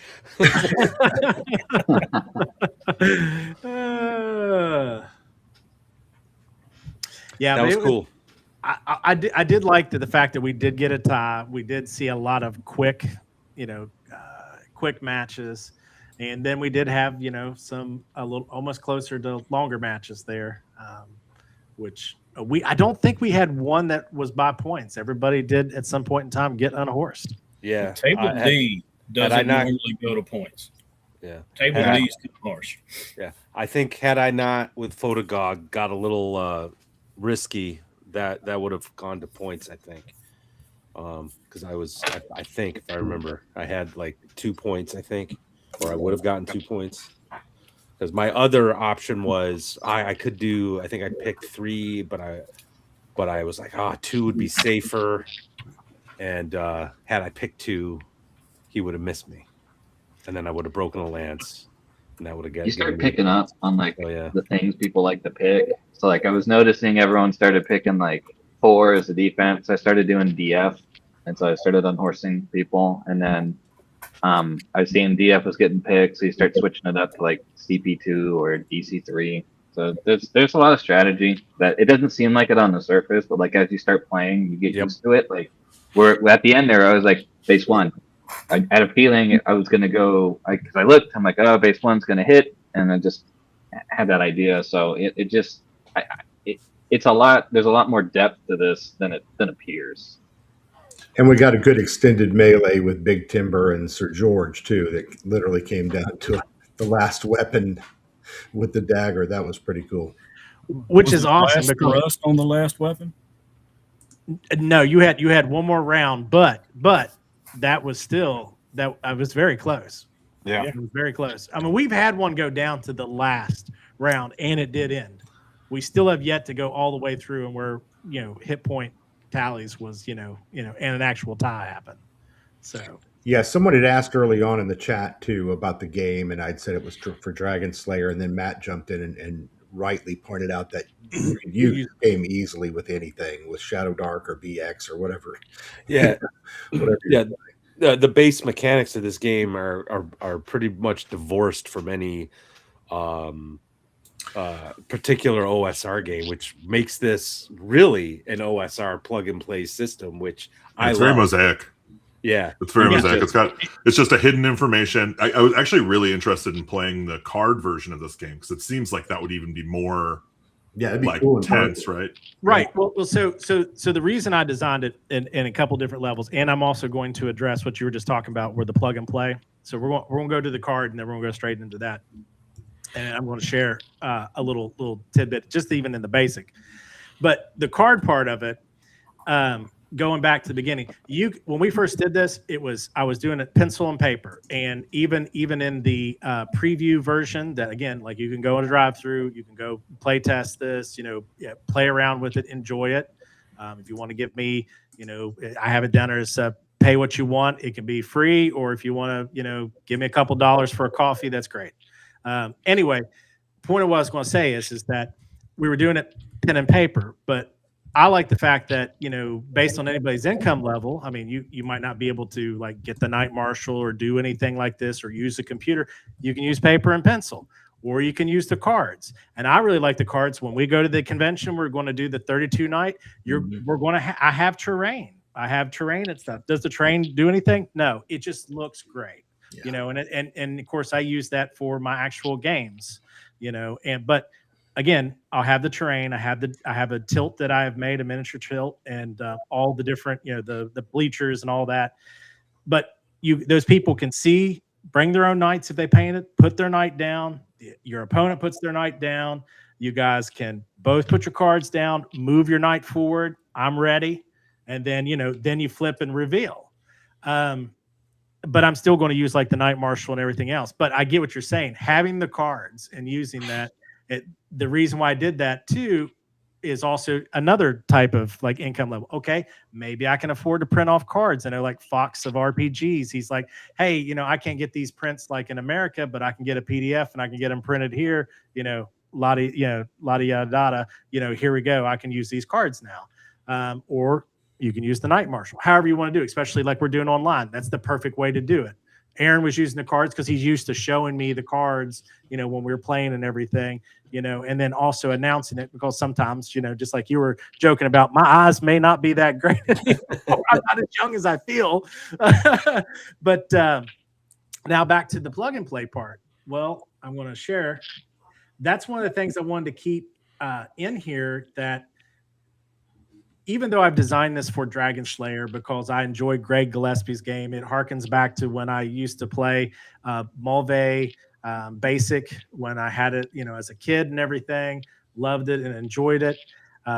And he's kind of polished that up and add my favorite parts of AD&D on top of it. I've just got the share up here once it gets populated. I had people that when I play tested, they were like, oh, well, you could like design it specifically for this system or that system. I'm like, no. I was like, what I want, the basic rules. And when I have this done, there will be basic rules and there'll be advanced rules. And you can, in the advanced rules, there might be a little bit of, slightly finagling with, but it's going to be BX, base. But if you're using a different system, you might be a little bit of tweaking that you like. Say you could use 5th edition with this. Again, little tweaking that you could do. But for the most part, when you get down to what we were talking about to the melee, well, how does it work? Well, you use the system you're using. There's no crazy system for melee or anything. If you're playing Lamentations of the Flame Princess, or you're playing, Shadow Dark, you're playing Hyperborea, you can right here. You just use the system that you're used to, and that's your melee system. And that's like I said, that it's a small little section, but that's it. There you go. You don't have to. It's plug and play. You can put it in any system and use it. Unless the system is just so it's not even D&D. I mean, you're not using dice or rolling or whatever storytelling. I mean, then it may not work.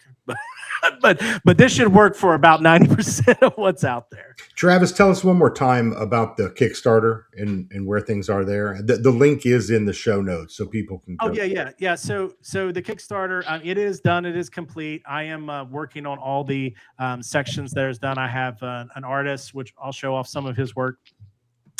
Ryan Nielsen, who is doing a lot of the like the creature art that I have, because I'm going to have some classic, creatures that knights would have gone questing against and everything. One of the newest pieces he has sent me, I'll actually show that off. And also, well, actually, I could just show off. Let me just show off a little bit of this before I go into that. Yeah. But there's going to be additional sections, which we have play tested, and I'm just currently like writing it up and getting it all in there, so that that it can be edited, and then make sure that the layout is perfect for print on demand for drive through. Which I know there's going to be hiccups there, so it's growing pains. It's new, so I have examples in here. This is where the additional rules start.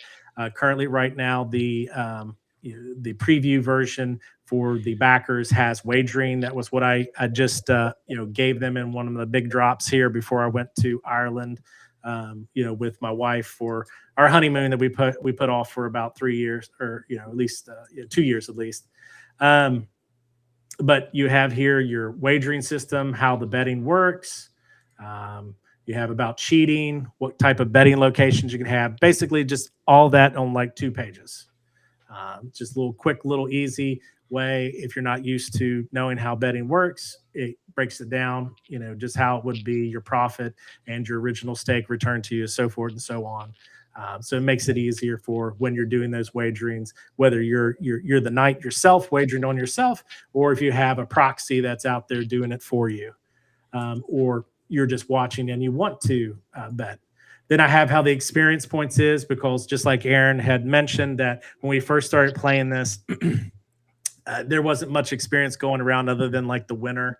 And the way that, I run my games is that, and much like, Dragonslayer, is that, gold based, that you would have that experience plus, anything that you find, or RP or whatnot. But for the most part, it's what you would haul back from the barrows or wherever, or say if you're in Dwaro Deep, from the deep mines. But in this, I'd set up, because this is kind of like PvP. So I had to set up a system to where somebody could convert, say a creature like I used here. Like on the very first joust I ever did, I actually had like an actual undead knight that was jousting with them all, until they found out when Big Timber did unhorse him, Sir Wigbert Kepler. I took this Crypt Knight stats and I showed that where you would just use the XP that's on here. If you adjusted this because of you wanted to make the creature a little bit more tougher, here you got a chart. If you got a player, here's how you break it down. Here you got a chart, so forth and so on. So that way that experience can be awarded. And then, of course, on top of that, well, how do you get additional stuff? Like we were just talking about gold. Well, it could be steed forfeiture. It could be equipment forfeiture, which is what we had today, 1 and 2. But we could even go as far as adding 3 in there, where you're ransoming yourself back, where it's you yourself is being also based off of your experience and everything, being ransomed off as well. And I give examples here too. And then, of course, I have like new classes, which a knight class, which was then introduced. And then, of course, I have an optional paladin, because I think some people have heard me say this before, but this may be new for you, that I'm not a big fan of paladins having all these clerical abilities. I know they get that at higher levels, but in this case, I wanted my paladins to be, more. I gave, have the stats that would put them underneath the tree of the fighter, down to the knight, and then to the paladin. And I wanted to make sure paladins were very few, far, and rare. I wanted them to be like your Charlemagne's and your Percivals. And on top of that, I decided that would give options to where you could have option A, where you would use the base paladin that's right out of the book, except you would just use those stats. Option B, where you would have the abilities of the knight on top of your paladin. And then you have option C, which has the abilities of the knight, but this whole progression with like the clerical abilities and everything after level 9, you have smites. And that's my favorite, is that I wanted just to have, they could have a little, boon for those higher levels. I don't like this. I'm summoning a war horse out of nowhere. That horse should be something that you have and that you have, been with you and you've trained and whatnot. That's how I feel. But anyway, so I had that class. There will be a bard class that will be added, because I'm getting into the heraldry section that will be added. So there will be a heraldry section. There will also be a section about how winning the crowd. There's also going to be, like I said, there's a section for creatures and whatnot. All that is still being added right now. And I'm actually, since I'm back, from overseas and everything, a lot of that will start being populated, and we'll start getting towards the end of the product being out and about, and me fighting with drive through to try to get it print on demand. And I know with Matt shaking his head, I'm going to reach out for help. I'm sure I am. So you be ready for those calls when I'm there. So, but here we come to the jousting tables. We have 6 jousting tables. Table O, like I mentioned here, is my nod to chainmail. It's based off the original Matrix with my own little tweaks to it. And then we have A, B, C, D, and D and E, the dreaded 2 tables. Aaron talks about how table D is not one of his favorite, but table E is even worse. As one of my players put it, he says that must be one of those tournaments where it rains so hard and it's muddy and injuries are just aplenty. Table E gives me anxiety. But there's like 288 different outcomes with just these tables.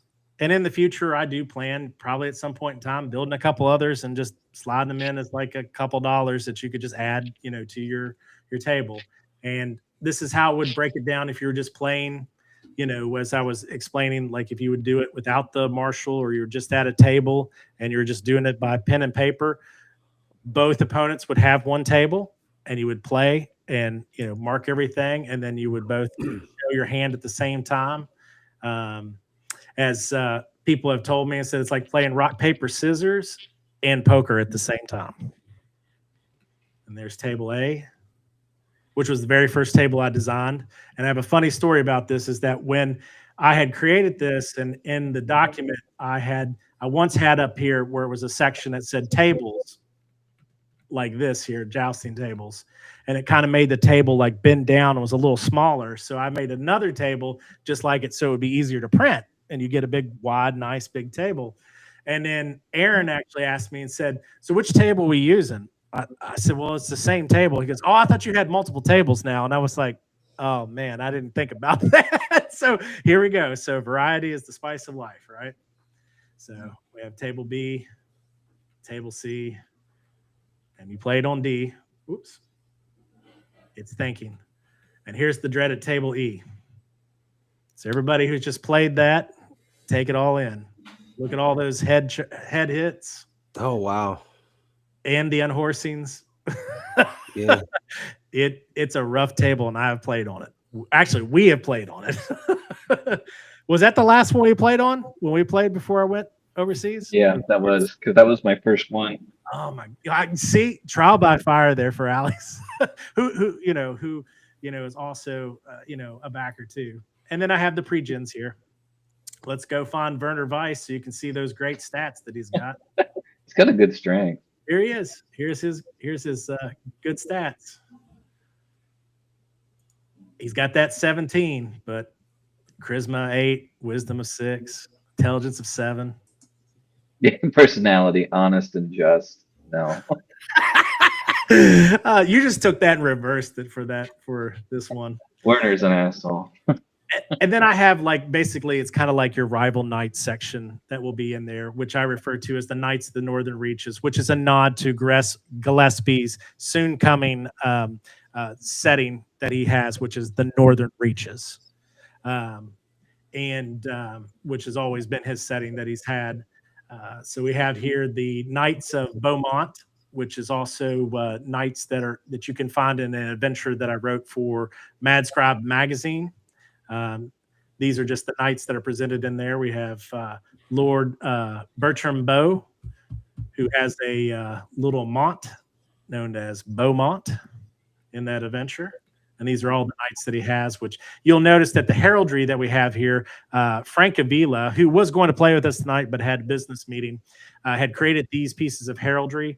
And he did a cadence on each single one where they have a little nod to their lord, since he has a sun on his shield. And they also have their own little special tactics they have, which adds a little spice to when you're jousting them. We also have the Black Templars, which is an order that I have here. That's also a rival knight. They were all paladins. So those are kind of like your high-level rival knights. Then I broke down the rest of them by the position that knights would have had. We have the Knight Bannerets, which are your landed knights within the Northern Reaches. Then we have the Knight Bachelors, which would be household knights that would belong to a lord, or who would serve a lord. And a little bit of detail about each one of those. And then we have the Knight Errants, which is your wandering, roving, or questing knights, particularly if they're older knights, but most of them are younger knights. And then since everybody's, enjoying the Night of the Seven Kingdoms, Hedge Knights, here you go. Which we did have some Hedge Knights that played with us tonight. Some of these are, fighters that are aspiring to be household or the knight bannerets in the future. And then, of course, we have the brackets, which also there will be the digital ones that will also be there that I just used, which I'm building those out right now. We have the cards, which I did the Lance art for those. Oops. I've done some heraldry art for some of these, but not, these right here were all Frank as well, but some of the other ones that I have, especially in the campaign setting and stuff. Oops. Let me, I killed it. But that kind of gives you a little idea of like everything here. And then at the back of the book and everything, of course, will be, the thank you for all of the, the backers, as well as a little section, which I enjoyed this when I got my Moldvay, BX or basic book and everything, as well as, the Dungeon Master Guide, your Appendix N. Sorry, I've blown it out again. But it's going to be a pretty good sized document. We're looking here, it's 125 pages, and I still have all those other sections that will be going in here once I get to the end. Sorry, my computer is taking off right now. Oh, there's also the record sheets. So you have a tourney record sheet, which is what I was just talking about, where you have the teams, as well as the tournament record sheets which I was using myself right now. For our records for this match and everything. And then this is what I was talking about, the inspirational source material. These are all things that inspired me when writing this, as well as I hope that, if you've never read any of these, never seen any of these shows, never played in these games, that these might be things that may inspire you on adventures and stuff, that, if you get Full Metal Tilt, that you can use for your own planning of quests and stuff for your knights, or adventures just to use maybe with Dragonslayer or any other system. Yeah, and then the only last thing is just a vanity page for me. That's it. Very cool. No, thanks for taking us through it. Anybody have any questions or want to add anything? Yeah, I might have to pop the chat out because I had it all like down here. Okay. Yeah. Agile Monk. Yeah, thank you. I appreciate it. I was looking here and didn't even see the chat here. I had it all hidden. Oh, I'm going to show off one of Ryan's pieces here real quick. Just give me a second. It'll be easier if I just go straight to... Again, you get to see behind the scenes here. Greycloak Publishing. Art.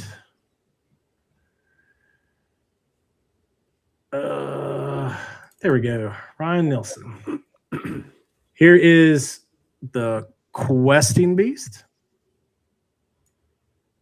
He'll be getting a scan to me. This was just a snapshot he sent by phone. Some of the others that he has done, like I said, here is the Tatzelwurm.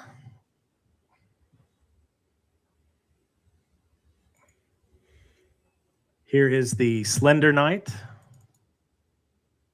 This is one of my, the Tatzelwurm and the Slender Knight's one of my favorites. But these will all also be in the book as, creatures that you would be able to, like I said, take on. The Rust Knight.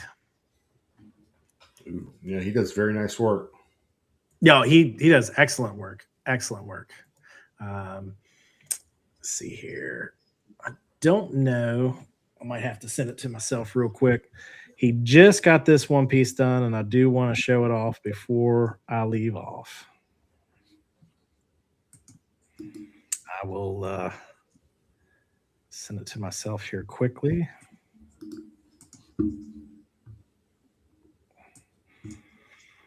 But if anybody has any questions, just hit me up or read it off to me while I'm digging this out here real quick for him. But that being a 14-night tournament and it taking what, an hour and a half, hour and 45 minutes, and that'd be like a great kickoff to a night or an intro to a campaign, and then some monster attacks at the end of the tournament or something like that. It'd be great. Yeah, and that was one of the things I was going to do. That first one that I ran with the Crypt Knight. Of course, you know, Sir Richard did unhorse him, and all right, I found it. I got to go ahead and have him go out and give his monologue, speeching about how his lord is coming and all this and everything. And like I said, the area that we had that tournament in was my version of the Barrow Moors and Greg Gillespie's Barrow Maze.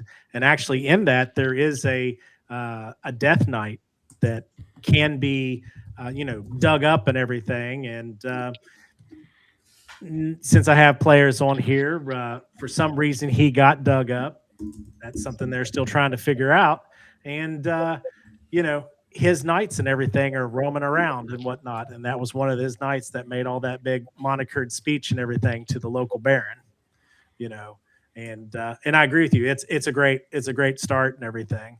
I mean, you could even have it not necessarily like a creature or anything. You could even have somebody show up and say, hey, it's a Black Knight shows up. Yeah. Just somebody who's just not with their collars or anything and says, I'm jousting, so-and-so. And even in the adventure that I wrote, the Blue Lady, that's you can find in Mad Scribe magazine number 12. In it is an adventure that takes you to this castle where a lady is she may be being held hostage by her captors, or maybe not. That's something that gets determined in the end.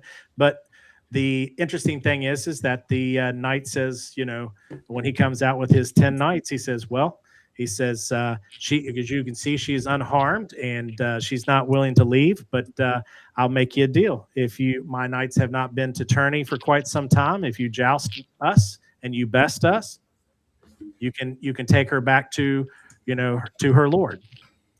And that's how that adventure goes, where you can kind of like put little things like that in a game. Or you could do where, you just happen to be passing a river or whatever, and there's a knight doing passe d'armes. Like they're wanting to challenge anybody to cross the bridge, kind of like in Excalibur with Lancelot. Yeah. A great scene in the movie. So, but I got that loaded up here. Just let me go to my Dropbox, and I will pull up that photo for us that he had sent me over, one of the new pieces that he just did. Oh, there it is. Download.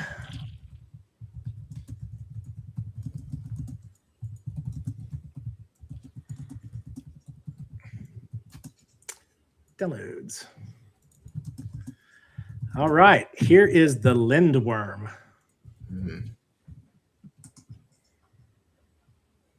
Cool. Matt, I think we fought that last night in Hyperborea. Yeah, Ryan does a great art. Go ahead, Mike. I'm sorry. I was just going to say it knocked me off my horse and took me down to 1 hit point. The other guys had to save me, Cam and Matt and the others. Yeah, I've been meaning to go back and watch those Hyperborea ones and everything. I've actually just got all caught up with Matt's. Like I said, I was just telling him when we got on and everything in the green room. The was it Gods of the Forbidden North? Yeah. Say Lords. Yeah. I'm excited to hear more about what the Iron Price is doing. That's a great name for a mercenary group. But yeah, I mean, if you guys have any questions or anything, just hit me up, or anybody, you guys or anybody that played, have questions or anything, about the game, or you want to talk, smack to each other. I mean, it's all good with me. Now, Anybody have any final notes? Anything you want to say here before we wrap this up? I don't have any questions. I've talked to Travis about this before. I really think this is a very unique product. I backed it. I'm looking forward to it coming out. And when it does come out, I don't know, maybe Vulcan Guard in the last bastion of civilization in Titherian, the Forbidden North, may just end up having a jousting tournament that the Iron Price can engage in if they choose to. There you go. Nice. Yeah. Agile Monk, the heraldry art, the most of it was from Frank Avila. He actually has his own Kickstarter that's coming up here soon. Farrell, he's working with a couple other guys that he had met at a convention that they're converting a comic book that the other two fellas for Mad Quill Comics had created, and he had talked to them about doing an RPG. Yeah. But what I was going to say is that he's on there. Yeah, there he is. Moxal. He had done most of these. I've done a few myself. I mean, I can show off some of my handiwork here. I did this one for Matt D'Amico. He plays with us. He had a character that when I talked to Frank and everything, he was like, I don't know if I can do it the way that he wants. And I said, well, I'll try my hand at it. And but Frank did in the end help me create it into a digital piece. Just give me 1 second. I will get to the Butcher's art piece. You may have seen this one floating around on X. And I got a very nice compliment by a fella that when I was collaring this, I can't find the piece. I don't know which one it is, but I was collaring this actually with Crayola colored pencils, and that guy said, "Man, I paid like bukus of money for all these high end ones, and you're doing this with Crayola." And I was like, "Well, thank you." It's like, I appreciate the compliment. Yeah, I was going to say, yeah, Alger Monk, I know that you are. I know that you are, because I remember you were on Jeff Buffington's and you backed it. I really appreciate that. Thank you so much. Oh, you almost got 69. Man. Nice. 68 still good. All right. Travis trying to get monetized. Yeah, it's a fun game. I'd be really interested to try this out. I just did a joust in a Mythic Bastionland game. And, how'd that go? It was okay. It's okay. Like Mythic Bastionland combat's kind of its own thing. It's got its own thing going on, which is interesting. It's a lot of fun. This felt like it had more of that hidden information component to it, which I really liked. So I'd be interested to kind of see where the overlap is for that, because I think jousting is one of those things, right? Like you only really need it for night games. So Mythic Bastionland has that character to it. I like that your rule set seems to have a bunch of these kind of, there's some overlap there too, right? With the Rust Knight and the Skinny Knight, you've got these kind of Knights of Myth characters. So yeah, it just seems like a natural fit. I'd be interested to play around with. I play a lot of different games, so this is my first time playing Dragonslayer, though, so I'm stoked to get my hands on that. Well, I mean, I will say this is that the initiative is not a D20, it's a D6, and it's team initiative. Like I said, I play a little loosey goosey with some of that, but for the most part, you mean we're not all playing exactly the same D&D? I'm out of here. I quit. Right, exactly. Well, no, I was just saying, just for people that pick it up, that it's not going to be. I mean, you can. It just like Matt said, you can adjust things real easy. You can play descending, ascending. I mean, I honestly, I have people that play both, and I can do it right in my head when I'm running the game. Once you get used to it, you get used to it. A 0 is a 20. I mean, it is what it is. It's like however you want to do the math, it's still math. But what I was going to say is that it is very akin to BX and AD&D, and it's great. It's a great system. I enjoyed it. But I will say this, that I'm looking forward to us doing something like this again, if everybody's willing, because I'd like to introduce like putting in like the ladies' favors, having the crowd, mechanic in there, because we played with this. It works out great. That brings a whole new element to it. And let me tell you, even if you have everything going for you, the last time we ran one and we did this, the guy had momentum dice that he could have applied to the roll. He had a lady's favor for a re-roll, and he still got beat by a guy who had a charisma of 5. So and the thing was, the crowd hated him. The crowd hated him the whole time. The crowd hated him, and he won. And it's a guy that I rolled garbage stats, and he has won twice. So in these, I'm like, you got to be kidding me. So what you're saying is, Photogog's got a chance. Oh, he's got a chance. He's got a chance. You and Photogog. You're gonna be flipping on your pillow tonight, Photodog. But there's also going to be equipment too as well. It's like we talked about in the chat and stuff, the rondel dagger and everything, and having that, you can use that. There will also be tipped lances. There will be lances that break easy. So a glancing blow. And before you announce, I'm using the special lance. You don't tell anybody. Just say before you tell anybody your stuff. You say I'm using the special lance, and then there you go. And then as soon as it goes, oh, it's a glancing blow. Well, I was using this lance that breaks easily, so thus gets a point. So that works in your favor. So it brings a whole different element to it. And I will say this, Mike, you did inspire me when talking about, what if somebody wants to attack the horse and everything? So I thought about it, and I got to play test it, but I have an idea of how to do that without building a whole new chart. Yeah, just to be clear, I didn't mean they want to attack the horse, but it did happen, right? You mistakenly injured the horse. Well, that's a big disgrace, a big dishonor to. Right, which is something I'm going to add as a different type of injury chart, which makes it a little bit of a smaller little thing. But I actually wanted to have in case if it was like a German joust where you wouldn't necessarily have a tilt, and you could just be out in the field, and then it makes it harder that if you just want to say, well, yeah, I'm so high up here that maybe everybody's not going to pay attention. Much like like the story that we've all watched just recently. With the Knight of the Seven Kingdoms, where you've got a prince, where I can get away with some of this stuff, because normally if you did that, it's going to be very faux pas. You're going to be, they're going to drag you through the town, whatever. But in this case, or say if you're just out in the field or whatever, and you're doing passe des armes, and the guy's like, oh, well, we're going to do this, and you're like, man, we're nobody's going to see this, and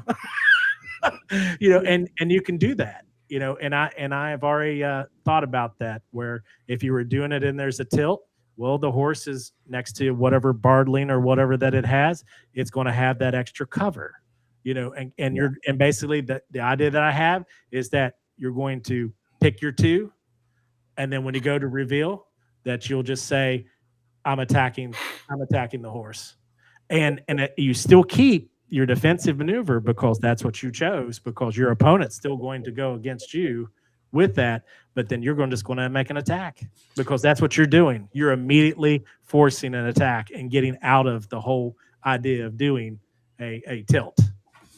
So that was my idea, and we're going to play test it. We're going to see if that works, and if it doesn't, then we'll go back to the drawing board on it. But two other notes. There's 2 other things I was going to add is that there will be mounted combat rules, because I know that there isn't any in Dragonslayer. That will be in there because, yes, we're dealing with knights. So we need some mounted combat rules that can be used in any of your Dragonslayer games. But on top of that, I'm also going to I'm playing around with the aerial system to make sure that the people that want to do, as Aaron was calling it, Dragonlance. Well, yeah, you could do your Dragonlance fantasy out of that with your knights riding dragons, Pegasus, or griffins, or whatever. But after that, I think I've talked enough, unless people want me to talk more. No, I think it's good. And a lot of people, I mean, we've had a small cadre of people watching tonight, but a lot of people are going to watch this recorded afterwards to find out. So it's good that we introduced them a little to not only Full Metal Tilt, but a little Dragonslayer and where you're going with the Kickstarter editions and so forth. So yeah, like others said, it's a great system and can be used with so many other OSR adjacent games or even non-OSR, really. But I guess we'll wrap it up there. Travis, thanks for doing this. I mean, no it's no skin off your nose. You could probably do this every night if you had the time. And I'm sure we could too. But and all the rest of you, it was good meeting you guys, and I appreciate everybody coming on and playing. I would like to do it again. I would like to maybe when you have some more updates to show, it'll give us a reason to get together and play the game and talk some more about it. Yeah, that sounds great. And Mike, thank you for having me on. I really appreciate it. And this was great. I mean, I've always wanted to do it live, and the fact that where I worked really hard to get those brackets together like that to really show it off.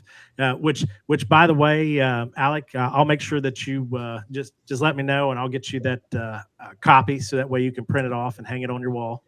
So you know. That's also a great thing to have when you got those brackets and you got everybody's heraldry and stuff, whether they just found it online or whatnot. It's a really nice piece to show off, you know, in your group and everything, to be like, oh, here's the winning brackets for the last 4 years or whatever, you know. And you should print a trophy cup, you know, that could be engraved and passed around, kind of like the old America's Cup, right? It goes to the winner. Yeah. The winning. Yeah, well, you know that I'm working on. I've already talked to the Duchess and everything, my wife, that we'll be attending Central New York, you know, next year. So yeah, that's probably a possibility because we are going to drive up, and you know, I am going to be hosting. I'm going to get with Roger. I'm going to talk to him, and I'll be like, hey, I was like, I'm going to run jousting. I'll probably run a couple games of Dragonslayer here and there, but for the most part, we're going to do some Full Metal Tilt. Yeah. Very cool. All right, everyone. Well, thanks for watching, and please do remember to like the channel and share this video if you have other friends who are interested in Travis's game, Full Metal Tilt, or subscribe to the channel. Maybe if it's your first time here and you want to see more gaming content. So good night, everyone. We will see you.